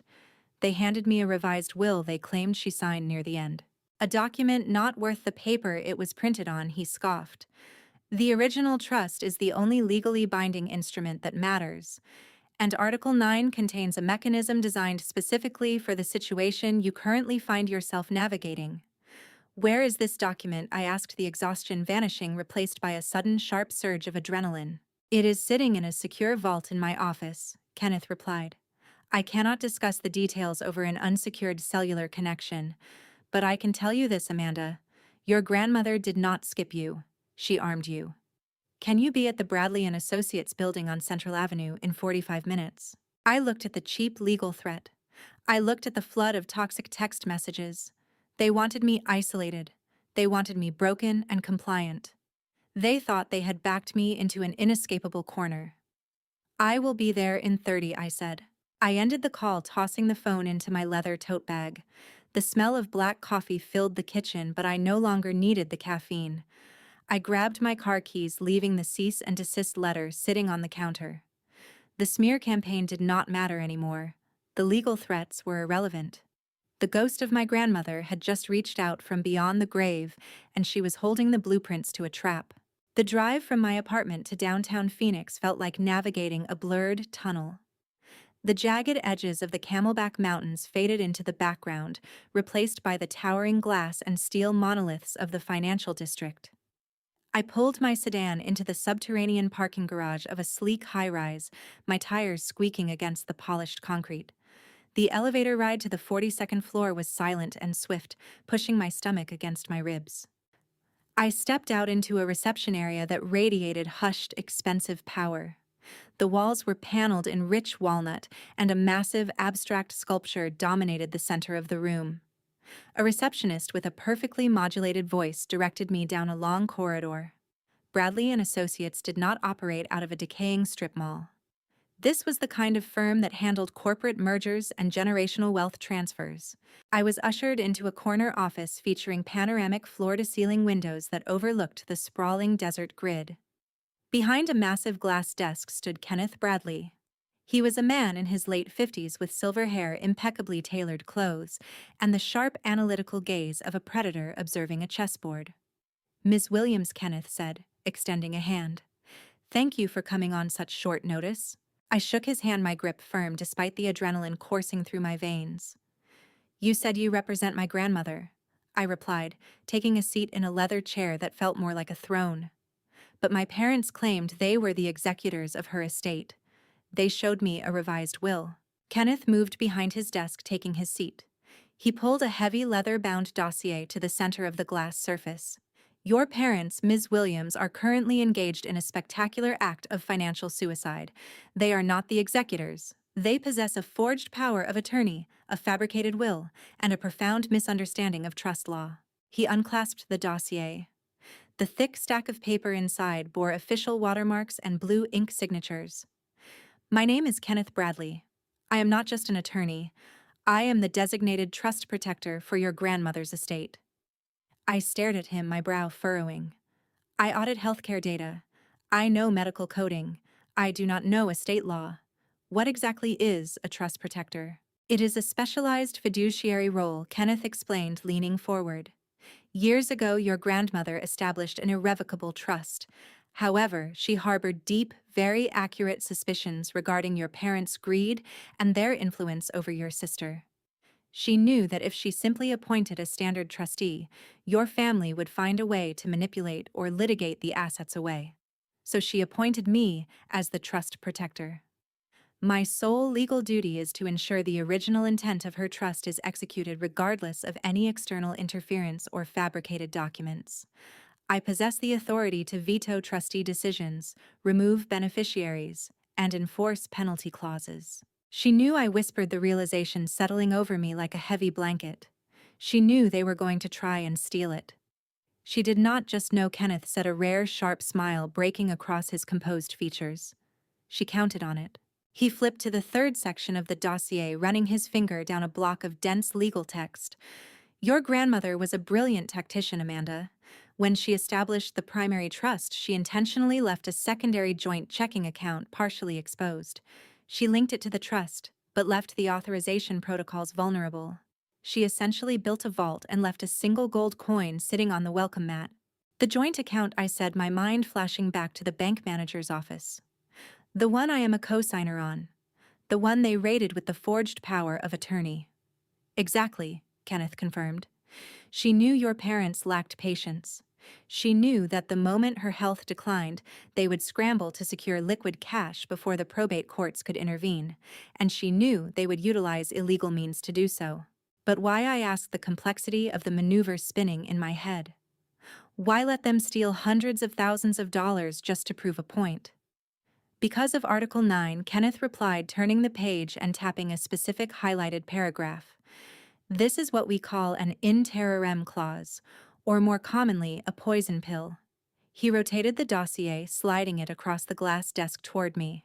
I looked down at the highlighted text, reading the dense legal phrasing. Any beneficiary who attempts to circumvent the terms of this trust, misappropriate trust assets, or utilize fraudulent instruments to access estate funds shall be immediately and irrevocably disinherited.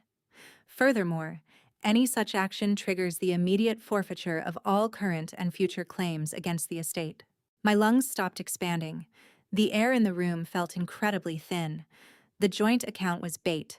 By forging the power of attorney and initiating that wire transfer, my parents had not just committed a federal crime.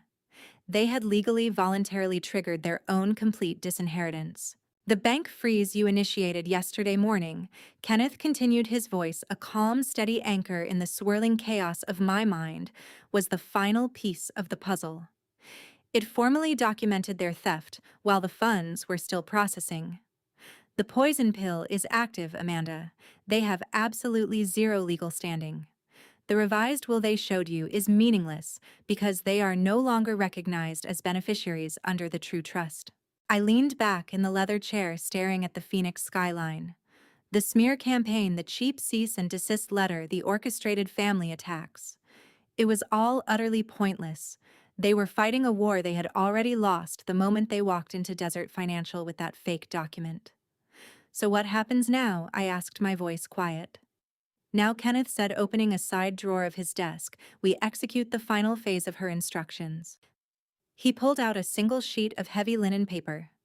It was a formal representation agreement establishing his firm as my direct legal counsel for the estate transition. He set it on top of the dossier. Then he reached into his breast pocket and produced a heavy gold-plated fountain pen. I recognized the instrument instantly. It was the same pen from the Sedona cabin, the same pen my grandmother used to teach a 12-year-old girl how to balance a ledger while the golden child threw a tantrum upstairs. The metal caught the sunlight streaming through the windows, gleaming with quiet, solid power. "She asked me to give this to you," Kenneth said, offering the pen across the desk, a tactile passing of the torch. "She wanted to make sure the builder had the right tools." I took the pen from his hand. The weight of it felt familiar, a grounding physical connection to the woman who had engineered this entire defense from her deathbed. I uncapped the pen, placing the nib against the signature line of the representation agreement. The ink flowed smooth and dark blue, a stark contrast to the rushed, frantic slash my mother had used on her forgeries. I signed my name. "Excellent," Kenneth said, retrieving the document. "Your parents and their discount attorney are currently preparing to file injunctions against you. They believe they control the narrative. They believe they have the leverage to force you into signing away your rights. We are going to let them maintain that illusion for a little while longer. We are going to lay a trap," I stated, meeting his sharp, analytical gaze. "We are going to construct a legal cage," Kenneth corrected. "We are going to invite them into a controlled environment, let them present their fabricated evidence on the record, and then we are going to drop the anvil." I sat forward, placing the gold pen on the glass desk. The exhaustion that had plagued me all morning evaporated completely. I had the medical records proving my grandmother's lucidity. I had the photographs of the fake notary stamps and the decoy drafts from my father's home office.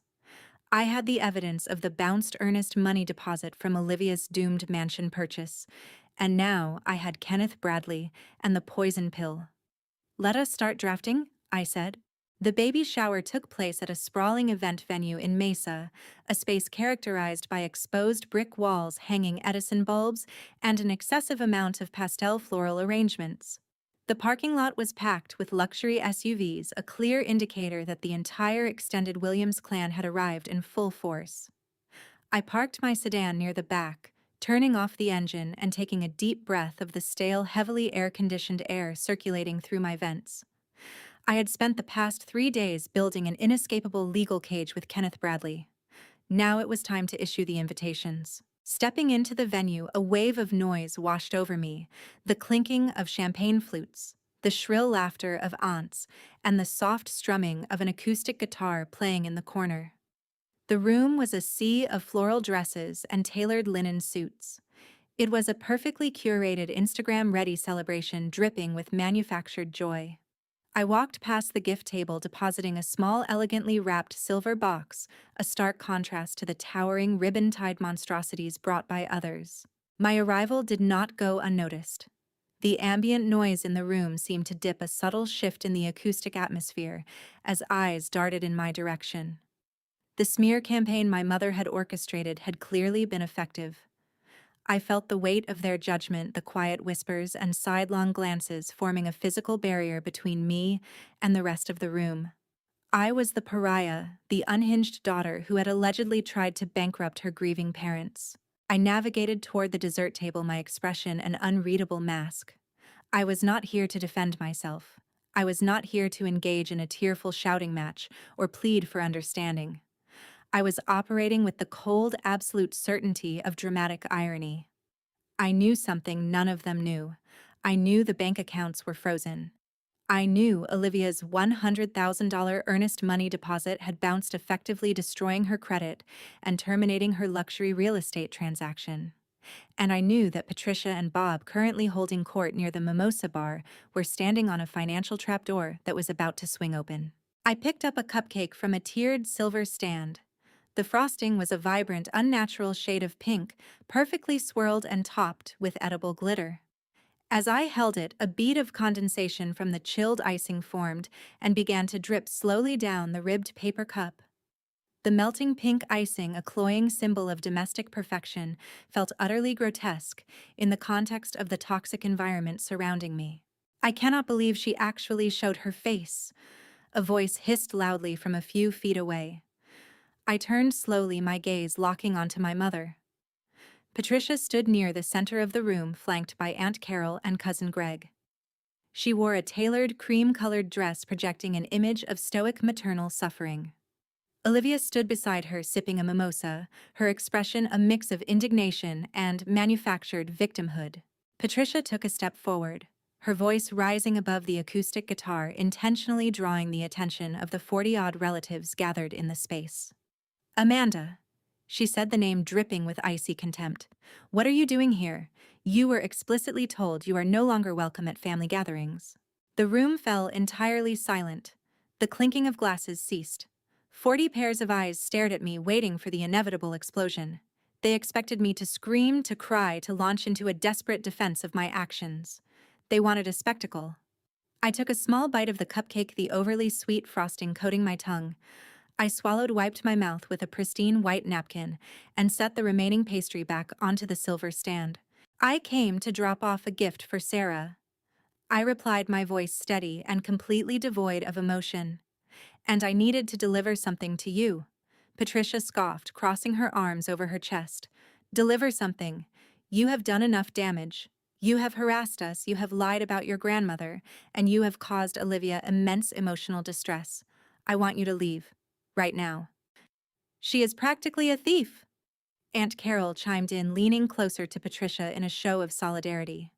"Trying to steal a dying woman's money. It is disgusting." I looked at Aunt Carol, recognizing the cheap outrage of someone who only possessed half the facts. I did not bother correcting her. The truth was not a defense mechanism. It was an execution protocol. And I was not executing them today. I reached into my leather tote bag and pulled out a thick, sealed manila envelope. The heavy paper felt substantial in my hand, a physical manifestation of Kenneth Bradley's legal strategy. I walked slowly toward Patricia, closing the distance between us. The relatives parted slightly, creating a clear path, their faces a mixture of morbid curiosity and apprehension. I stopped 2 feet away from my mother. Her eyes darted to the envelope, a flicker of genuine uncertainty breaking through her facade of maternal outrage. Bob, who had been hovering near the perimeter, stepped forward, his face flushed. "What is that?" he demanded, his voice tight. "We sent you a cease and desist order. If you are trying to serve us with more of your delusional paperwork, I will call the police and have you removed for trespassing." "You do not need to call the police." "Bob," I said, my tone flat, refusing to engage with his bluster. "And this is not a delusion." I extended my arm, pressing the heavy envelope against Patricia's chest. Reflexively, she brought her hands up to take it, her manicured fingers gripping the thick paper. "This," I said, my voice projecting clearly across the silent room, "is a formal legal summons. You are required to attend a mandatory asset reconciliation meeting at the offices of Bradley and Associates this Tuesday at 9 in the morning." Patricia stared at the envelope as if it were a venomous snake. "Bradley and Associates?" She repeated the name, clearly registering. "We do not know any Bradley and Associates. We have our own attorneys." "Your strip mall lawyer is welcome to attend," I replied smoothly. "But Kenneth Bradley is the designated trust protector for Grandma's estate. He oversees the true legally binding trust, and he requires your presence to address several significant financial discrepancies regarding recent bank transfers and real estate quitclaims." The words hung in the air, heavy and undeniable. The mention of specific financial discrepancies, the bank transfers, the quitclaims struck a visible nerve. The color drained from Patricia's face, her carefully constructed mask slipping. Bob's jaw clenched, his eyes darting frantically around the room, realizing that their private financial crimes were now being hinted at in front of the entire extended family. Olivia, unable to control her impulse for the spotlight, stepped forward. "You are bluffing," she sneered, though her voice lacked its usual unshakable confidence. "You are just trying to intimidate us because you know you are broke." I looked at my sister, the delicious, undeniable weight of dramatic irony settling comfortably in my chest. I knew her bank account was currently overdrawn.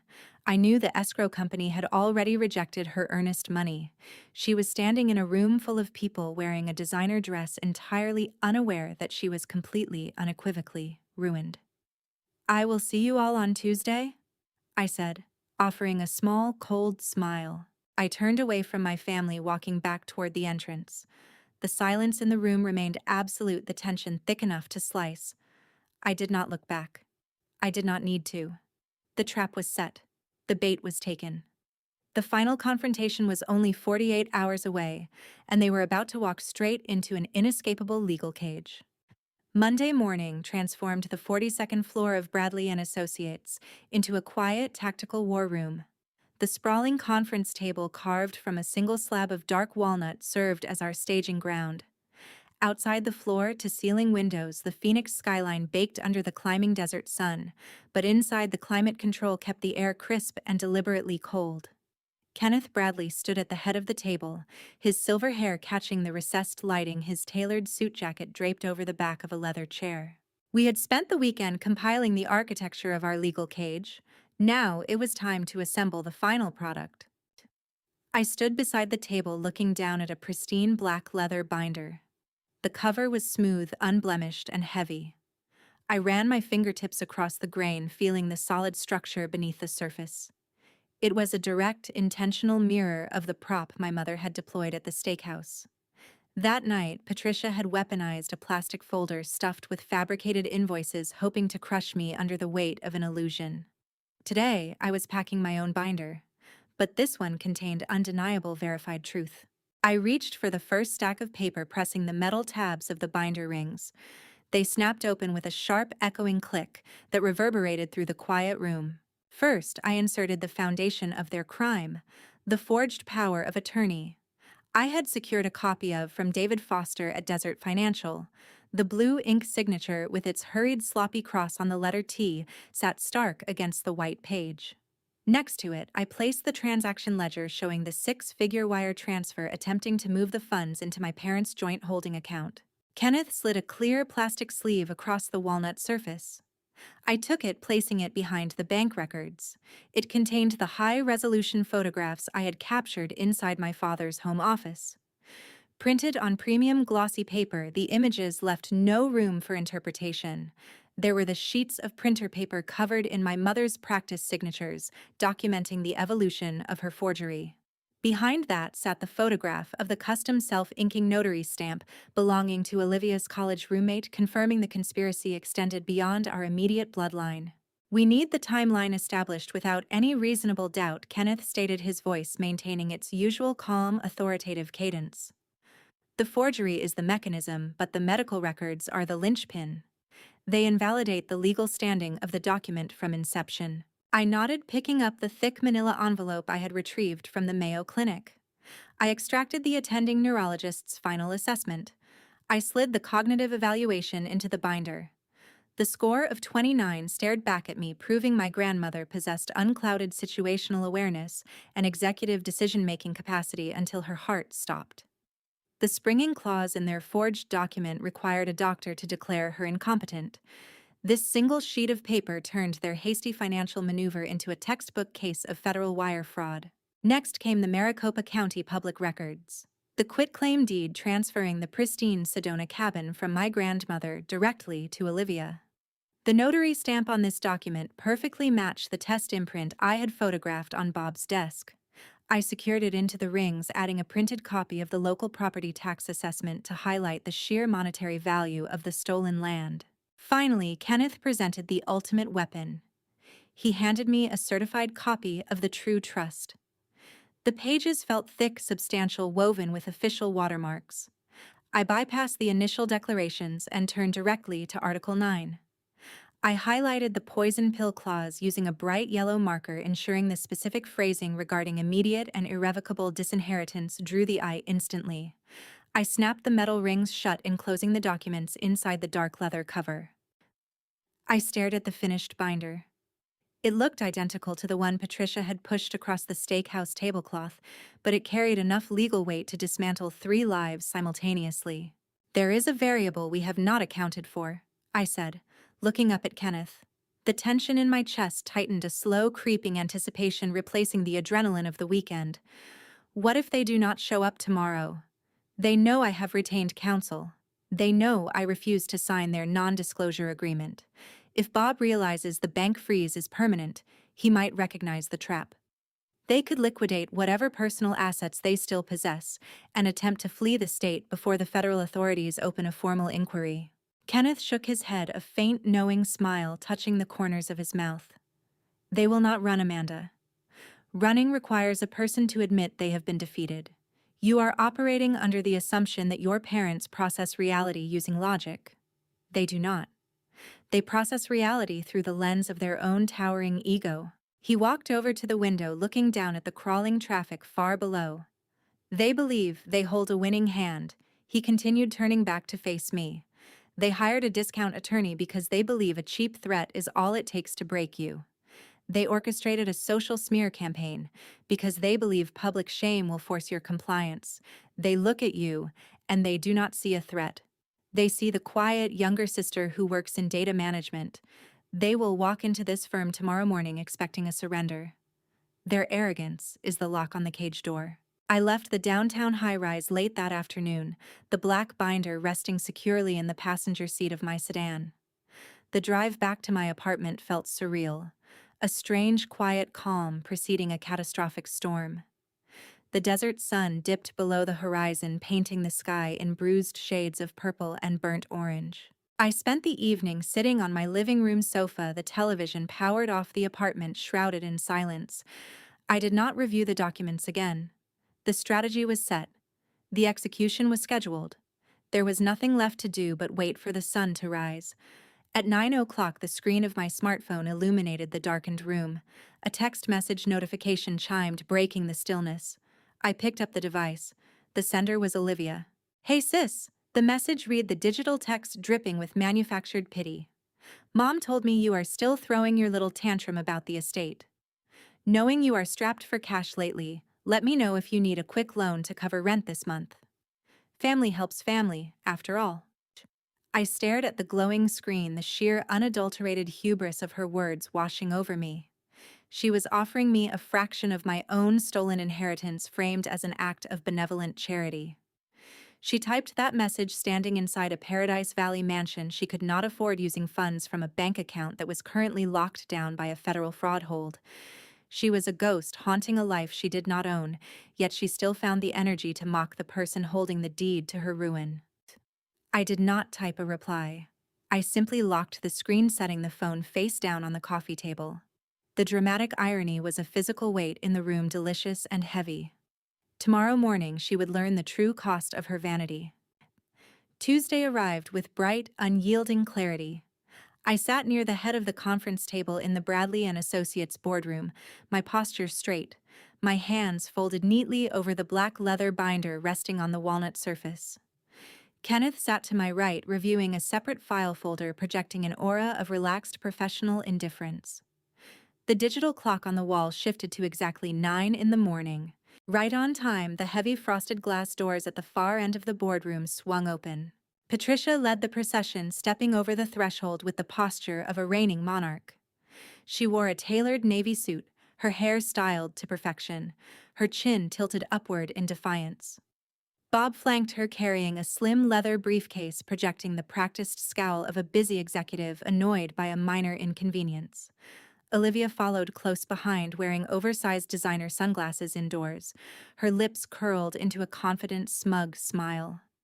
Trailing them was a nervous-looking man in a poorly fitted gray suit, clutching a legal pad, representing the bargain basement attorney they had hired to orchestrate my surrender. They strutted across the premium carpet, taking their seats on the opposite side of the table. They arranged their phones, adjusted their posture, and looked across the expanse of walnut with supreme, untouchable arrogance, entirely unaware that the floor beneath them had already vanished. The heavy frosted glass doors of the boardroom clicked shut, sealing us inside a soundproof chamber overlooking the sprawling desert grid of downtown Phoenix. The climate control system hummed softly, keeping the air distinctly chilly.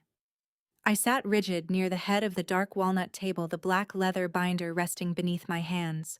Kenneth Bradley sat to my right, radiating the calm, terrifying energy of a predator, observing its prey wandering willingly into a snare. Across the wide expanse of polished wood, my family settled into their high-backed leather chairs. Patricia moved with exaggerated elegance, smoothing the skirt of her tailored navy suit, offering a smile that managed to convey both maternal disappointment and supreme, untouchable superiority. Bob flanked her, pulling a slim leather briefcase onto his lap, projecting the annoyed scowl of a busy executive forced to attend a trivial meeting. Olivia dropped into the chair next to my mother, pushing her oversized designer sunglasses atop her head. She sneered openly in my direction before meticulously placing her luxury handbag on the table, ensuring the front pocket faced me directly. I recognized the maneuver instantly. She was secretly recording the conversation again, a direct violation of Arizona consent laws intended to capture my surrender for her social media audience. I said nothing. The dramatic irony tasted sharp and satisfying. Every word they spoke today, every lie they documented, would only forge the bars of their own cage tighter. Rounding out their side of the table was a nervous-looking man in a poorly fitted gray suit. He clutched a yellow legal pad, his eyes darting between the expansive Phoenix skyline and Kenneth's pristine, tailored appearance. This was the strip mall attorney Bob had hired. A man accustomed to churning out low-level cease and desist letters, completely unprepared for a high-stakes fiduciary ambush. Kenneth steepled his fingers, resting his elbows lightly on the table. "Good morning," he began, his voice carrying a rich, professional cadence. "I am Kenneth Bradley, the designated trust protector for the Williams estate. I appreciate you all making the trip downtown today. This meeting was called to formally reconcile certain administrative discrepancies surrounding the final disposition of assets." Patricia let out a short, dismissive laugh. "Administrative discrepancies," she echoed, shaking her head. "Mr. Bradley, we are the legal executors of this estate. The only discrepancy here is the delusional behavior of my youngest daughter. We did not come here to reconcile anything. We came here to demand her immediate cessation of harassment." Bob leaned forward, his forearms pressing aggressively onto the mahogany surface. "We possess a revised will clearly outlining our authority," he stated, his voice booming in the quiet room. "Amanda has spent the last 5 days terrorizing this family. She has broken into our home. She has verbally assaulted her sister. She has attempted to unlawfully freeze accounts that are required to settle lingering medical debts. We are demanding her arrest for extortion and malicious interference." I watched a single drop of condensation form on the exterior of Bob's crystal water glass. It slid slowly down the smooth surface, leaving a wet trail before pooling on the coaster. His voice carried the booming confidence of a seasoned corporate bully, but that tiny trembling droplet betrayed the underlying electrical current of nervous anxiety humming through his system. He knew they had cut corners, but he believed sheer force of will could rewrite reality. Kenneth did not interrupt. He did not object to their aggressive tone or their blatant accusations. He simply listened, his expression conveying polite, attentive curiosity. He was allowing them the rope they so desperately wanted to hang themselves with. "Just so I am absolutely clear," Kenneth said, picking up a silver pen and preparing to take notes. "You are stating for the record that you hold the final legally binding directives for this estate." "Yes," Patricia snapped, crossing her arms over her chest. "And you authorized a 6-figure outbound wire transfer from the joint checking account located at Desert Financial." Kenneth asked, his tone remaining perfectly neutral. Bob shifted slightly in his chair, the leather creaking under his weight. "That transfer was entirely legitimate," he declared. "It was executed utilizing a valid power of attorney document properly notarized and filed before the principal passed away. The funds were required to cover immediate devastating hospital invoices." I see Kenneth nodded, making a swift notation on his legal pad. "And the quitclaim deed transferring ownership of the Sedona cabin to Olivia. That was also executed under your authority prior to the principal's passing." Olivia let out a theatrical sigh, leaning back and crossing her legs. "Grandma gifted me that property," she said, her voice dripping with manufactured boredom. "She knew I had the vision to maintain it properly. Amanda is just bitter because she expected a handout and got exactly what she deserved. Nothing." Kenneth finished his notation, setting the silver pen down. The silence in the boardroom stretched thick and heavy.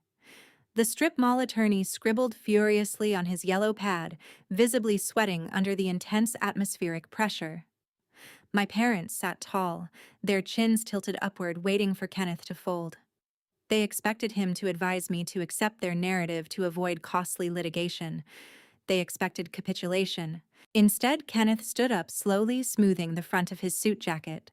He walked to a side console table, returning with a single sealed manila folder. He did not hand it to Patricia. He did not hand it to Bob. He walked deliberately to the far end of the table and slid the folder directly in front of the nervous, gray-suited attorney. Counselor Kenneth said, his voice dropping the polite inquiry and adopting the cold, unyielding tone of an executioner. I strongly advise you to review the contents of that folder before your clients utter another word of perjury on this record. The chief attorney hesitated, his eyes darting toward Bob before he slowly reached out and broke the seal on the manila envelope. The ambient noise of the central air conditioning felt deafening as he pulled the stack of documents free. Patricia scoffed, rolling her eyes at the theatrics. Bob glared at Kenneth, his jaw working silently. Olivia tapped her manicured fingernails against her phone, pretending to be entirely unbothered. I watched the attorney's face. I watched the exact moment his career flashed before his eyes. The realization that he had walked into a federal trap was about to hit him like a freight train. The first page he viewed was the neurological assessment from the Mayo Clinic. The second page was the photograph of the forged practice signatures from Bob's desk. The third page was the true trust document highlighting the poison pill clause. The entire room hung suspended in that fragile crystalline second right before the glass shattered completely. The gray-suited attorney sat frozen, staring at the contents of the manila folder Kenneth Bradley had just slid across the walnut table. The ambient hum of the boardroom climate control seemed to amplify in the heavy silence. I watched the man closely, studying the micro-expressions flashing across his unremarkable face.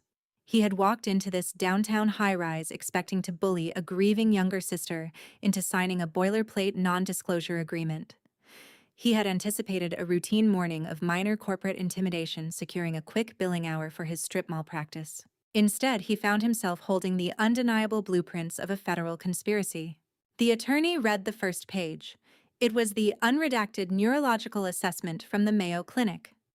I could see his eyes tracking the dense medical paragraphs, tracing the cognitive evaluation scores. He possessed enough legal education to understand the mechanics of a springing power of attorney. He knew that activating such a document required a medical declaration of incompetence. The paper in his trembling hands proved my grandmother maintained flawless mental clarity until her final breath. The legal foundation of his client's entire defense crumbled in that single instant. He swallowed hard, his Adam's apple bobbing against his tight collar.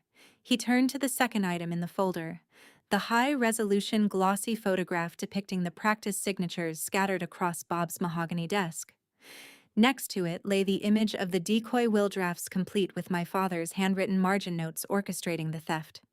The attorney blinked rapidly, a thin sheen of sweat breaking out across his forehead. He realized then that he was not just representing arrogant individuals involved in a civil dispute. He was sitting next to active criminals who had weaponized his law license to facilitate a felony. Finally, his gaze dropped to the third document, the certified copy of the true trust featuring the highlighted poison pill clause. The clause explicitly mandated the immediate and irrevocable disinheritance of any beneficiary attempting to misappropriate estate assets. The color completely drained from the attorney's face, leaving his skin the color of wet ash. He looked at Bob. He looked at Patricia. He looked at Olivia, who was still pretending to casually check her phone, entirely unaware that her secret recording was currently capturing the exact moment their empire collapsed. The attorney did not ask a single clarifying question. He did not attempt to argue the validity of the evidence. Survival instincts overrode his professional obligations. He stood up, pushing his chair back so fast the leather scraped harshly against the premium carpet. His hands shook as he hastily gathered his yellow legal pad and his cheap ballpoint pen, shoving them haphazardly into his battered leather briefcase. Bob frowned, his thick brow furrowing in confusion. "What are you doing?" Bob demanded, his booming voice carrying a sudden note of genuine alarm. "Sit down and tell this man we are not intimidated by his fake paperwork. We have a counteroffer to present." The attorney ignored my father. He brought the top flap of his briefcase down. The sharp metallic click of the brass latch snapping shut echoed through the freezing, soundproof boardroom. It was a piercing, definitive sound. It was the exact acoustic signature of my parents' safety net vanishing forever. "I am leaving," the attorney announced, his voice trembling, but loud enough to ensure it was captured by Olivia's hidden phone microphone. "For the official record, I am immediately withdrawing as legal counsel for Patricia and Bob Williams. I am formally terminating this attorney-client relationship effective right this second." Patricia's aristocratic mask slipped, revealing a portrait of raw panic. "You cannot leave," she sputtered, her hands gripping the edge of the walnut table. "We paid you a retainer. You work for us. You need to fix this."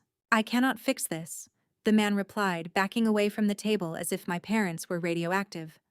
"My professional ethical obligations require me to withdraw when a client utilizes my services to commit an ongoing fraud. I was retained under false pretenses. I was not informed of your criminal exposure. Do not contact my office again."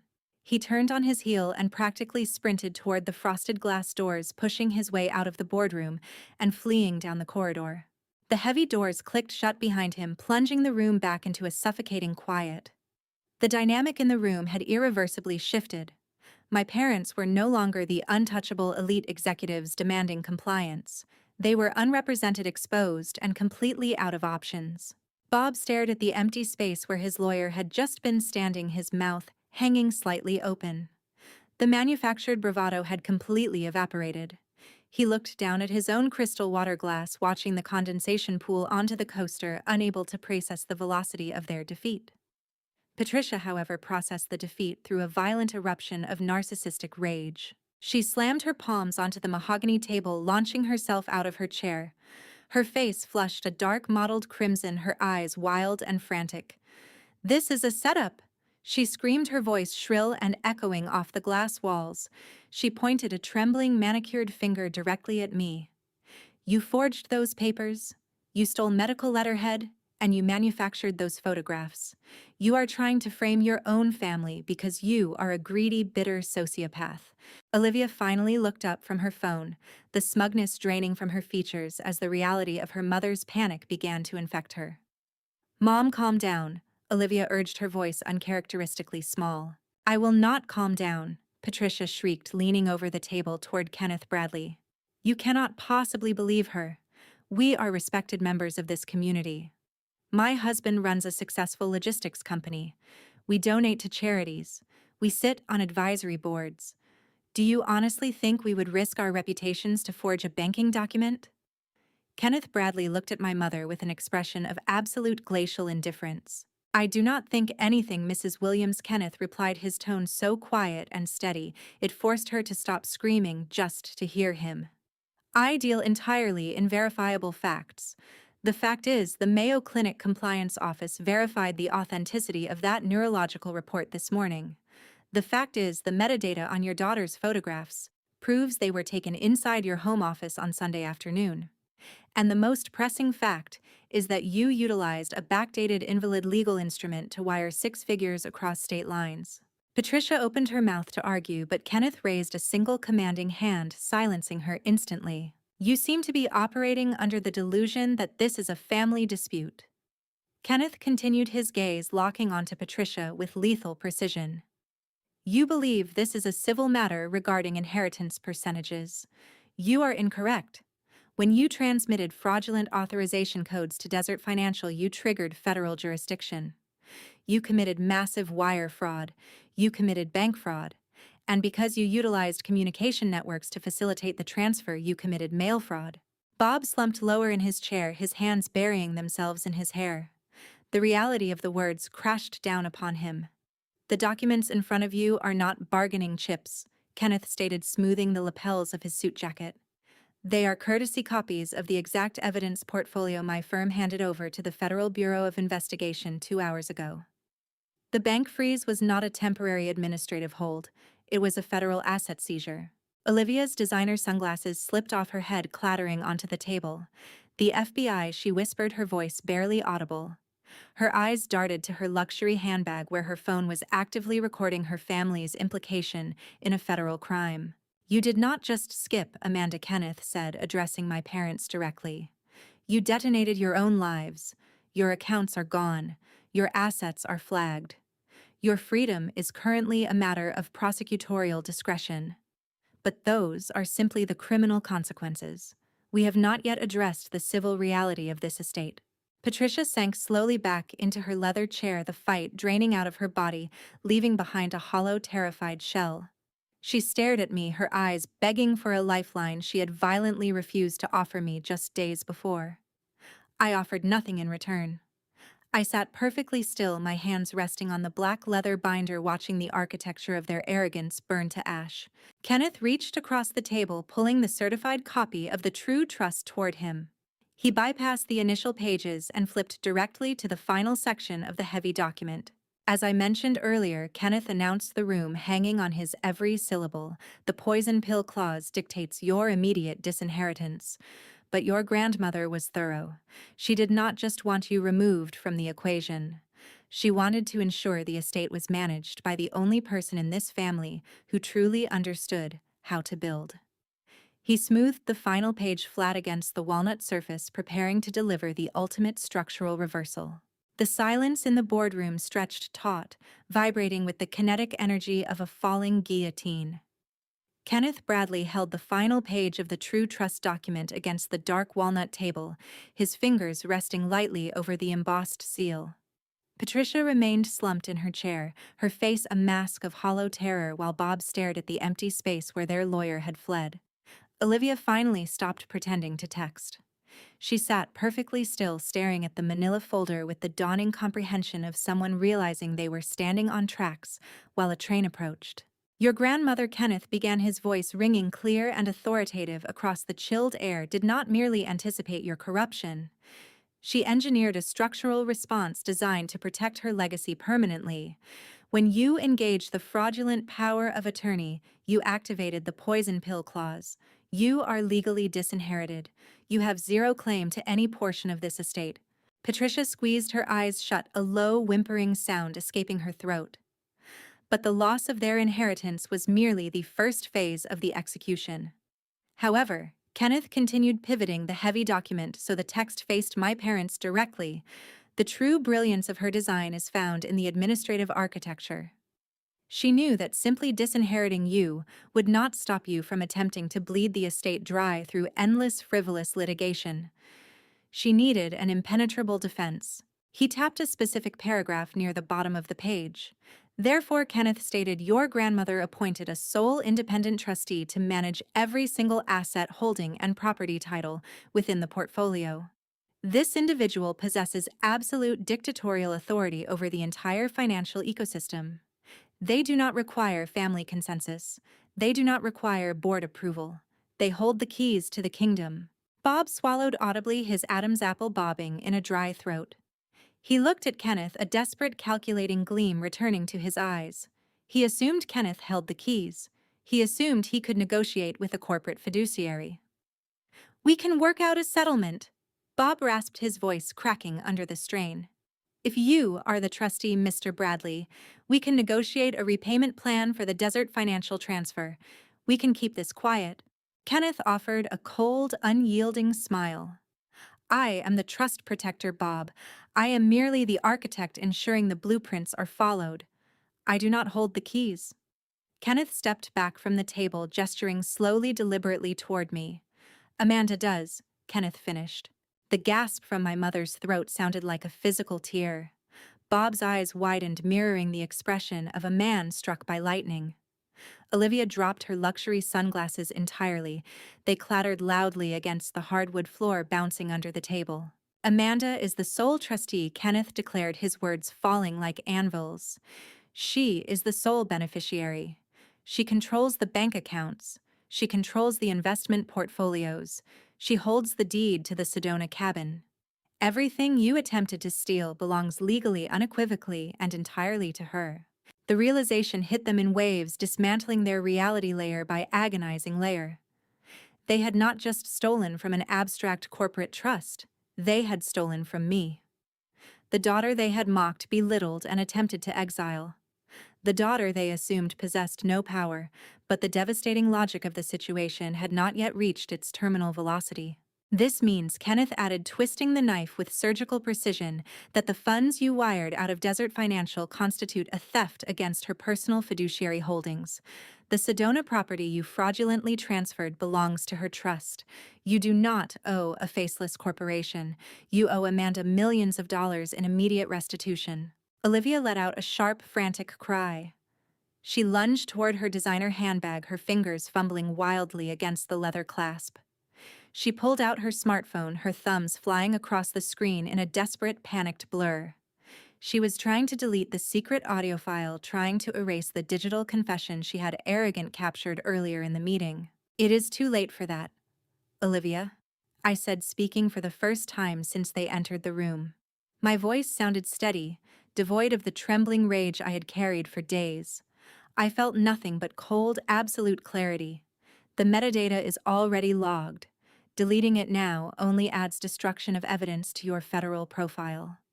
Olivia froze, her thumbs hovering over the glowing screen. She looked at me, her lower lip trembling, the golden child facade entirely shattered. Patricia broke. The woman who had screamed across a crowded steakhouse that I was dead to her, the woman who had orchestrated a vicious family-wide smear campaign, suddenly threw herself out of her leather chair. She dropped heavily onto the premium carpet, her tailored skirt bunching awkwardly around her knees. She crawled forward, pressing her hands against the edge of the walnut table, looking up at me with wild, pleading eyes. "Amanda, please." Patricia sobbed, her makeup running in dark streaks down her face. "Please, you have to stop this. We are your family. We raised you. We made a mistake, a terrible mistake, but you cannot send us to prison. You cannot take everything we have. We will lose the house. We will lose everything. Have mercy on us." I looked down at her.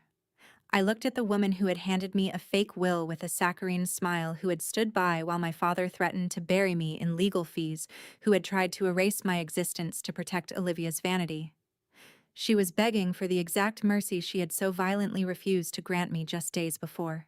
I reached into my leather tote bag. My fingers closed around the cool, heavy metal of my grandmother's gold-plated fountain pen. I pulled it free, setting it deliberately onto the table. "Mercy," I said, uncapping the pen. The metallic click echoing in the quiet room is a luxury reserved for those who show remorse before they are caught. You are not sorry you stole from her, Patricia. You are only sorry you stole from me. I pulled the enforcement documents Kenneth had prepared earlier that morning toward my side of the table. These forms authorize the formal civil recovery of the stolen assets, acting in tandem with the ongoing federal criminal investigation. I pressed the gold nib against the thick linen paper.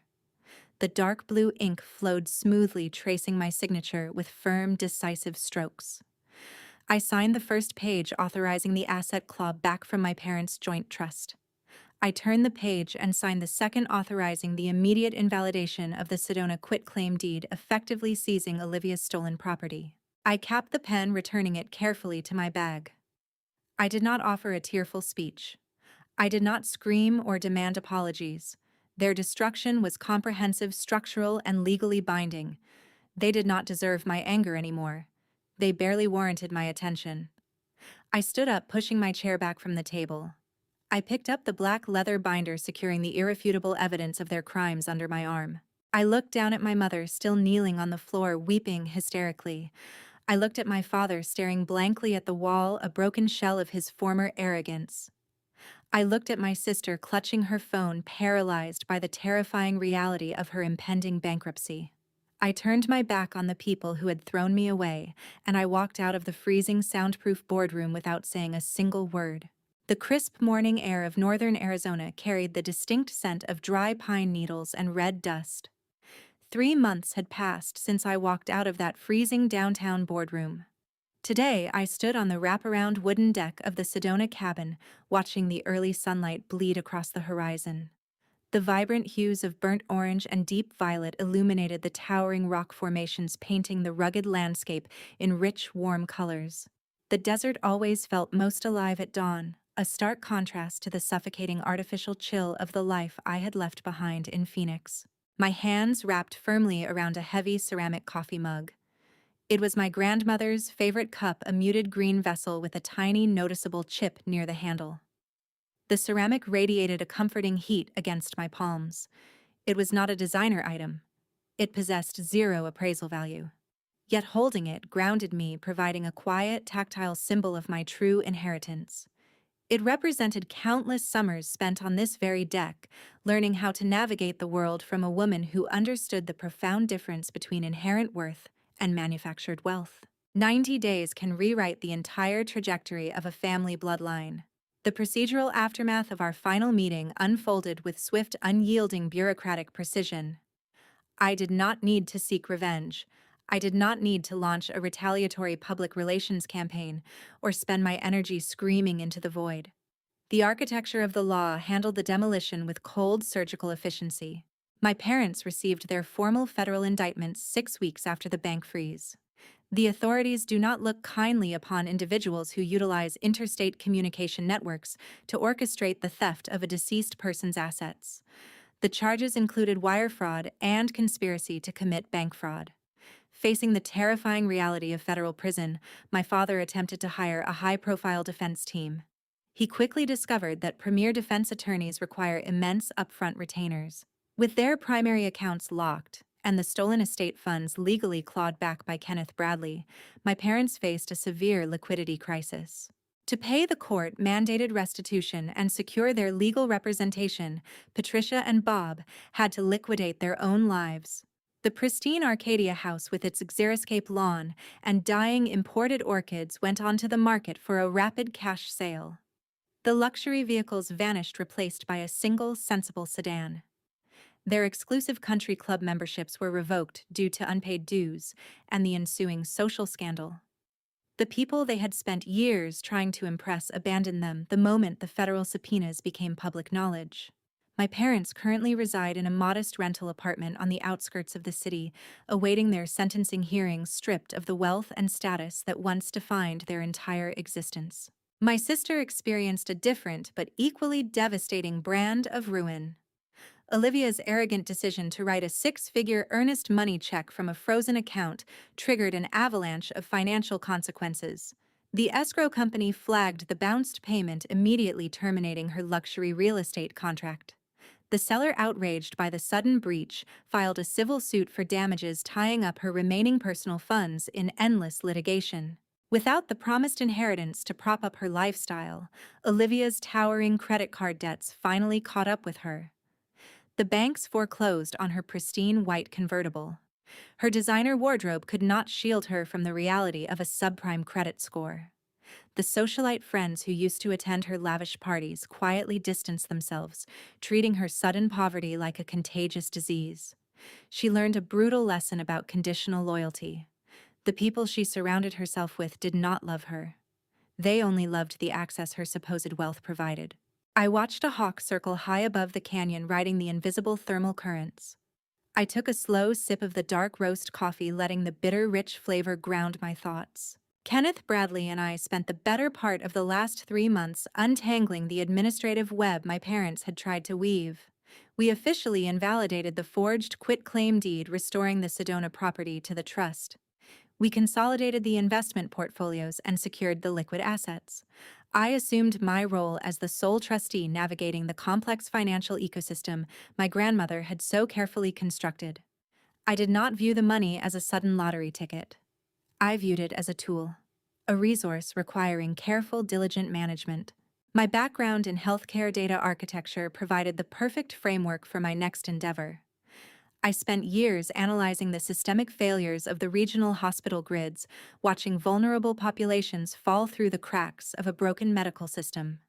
My grandmother shared my frustration, often expressing her desire to leverage her wealth to enact tangible, localized change. Using a significant portion of the estate funds, I established a charitable foundation in her name.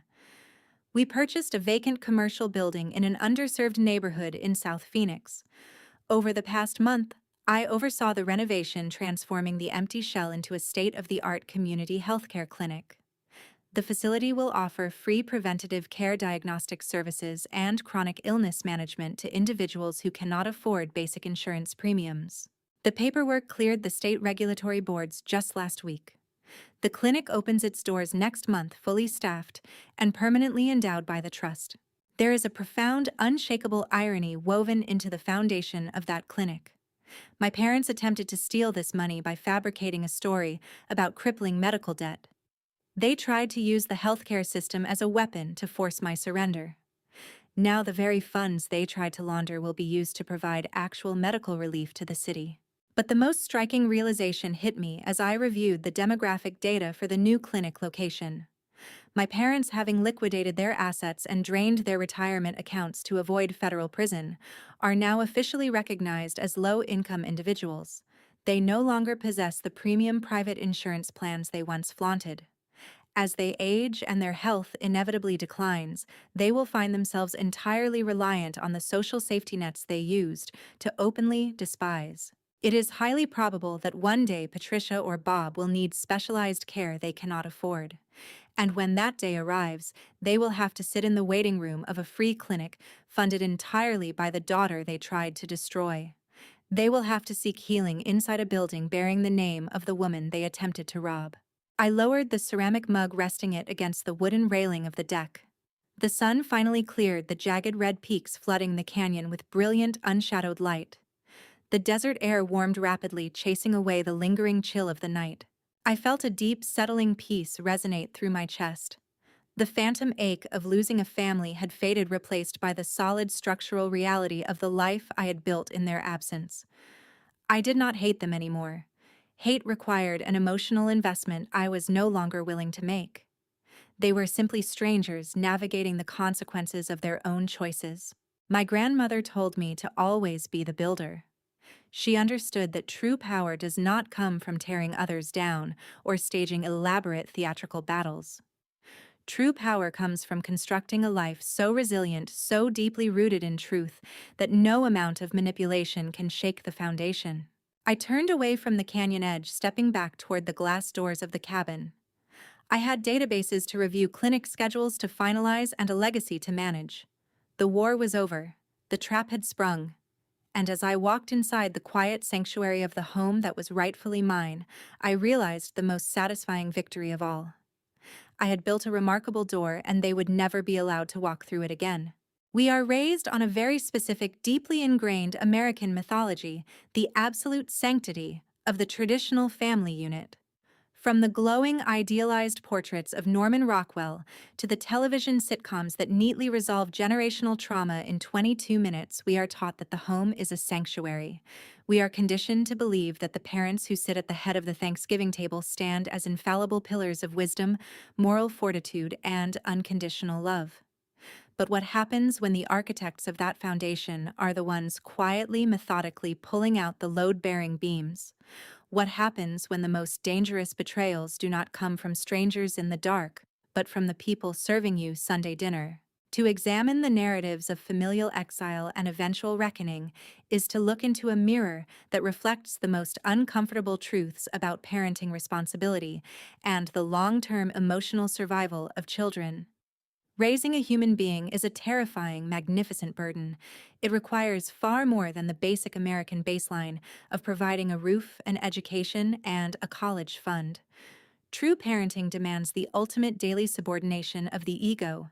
It requires a relentless, often deeply uncomfortable commitment to emotional honesty and absolute fairness.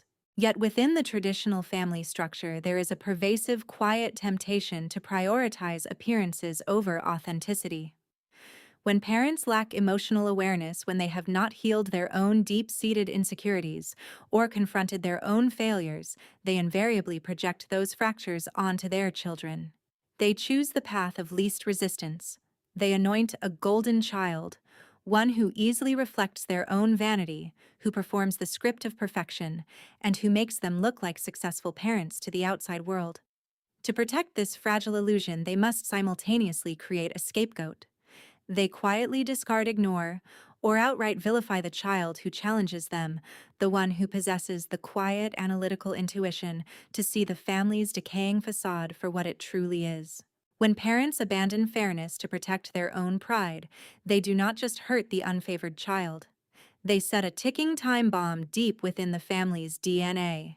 The golden child learns a toxic, paralyzing lesson that love is entirely conditional on performance, that accountability is flexible, and that reality can be rewritten if you simply cry loud enough. They are crippled by a lifelong hollow entitlement that leaves them utterly defenseless when the real world eventually demands accountability. Conversely, the scapegoated child learns that love is scarce, that their inherent value is zero, and that trust is a liability that will inevitably lead to betrayal. They are subjected to the agonizing phenomenon of conditional self-worth, the belief that they only matter if they are useful, invisible, or compliant. But here is the profound, beautiful paradox of emotional exile.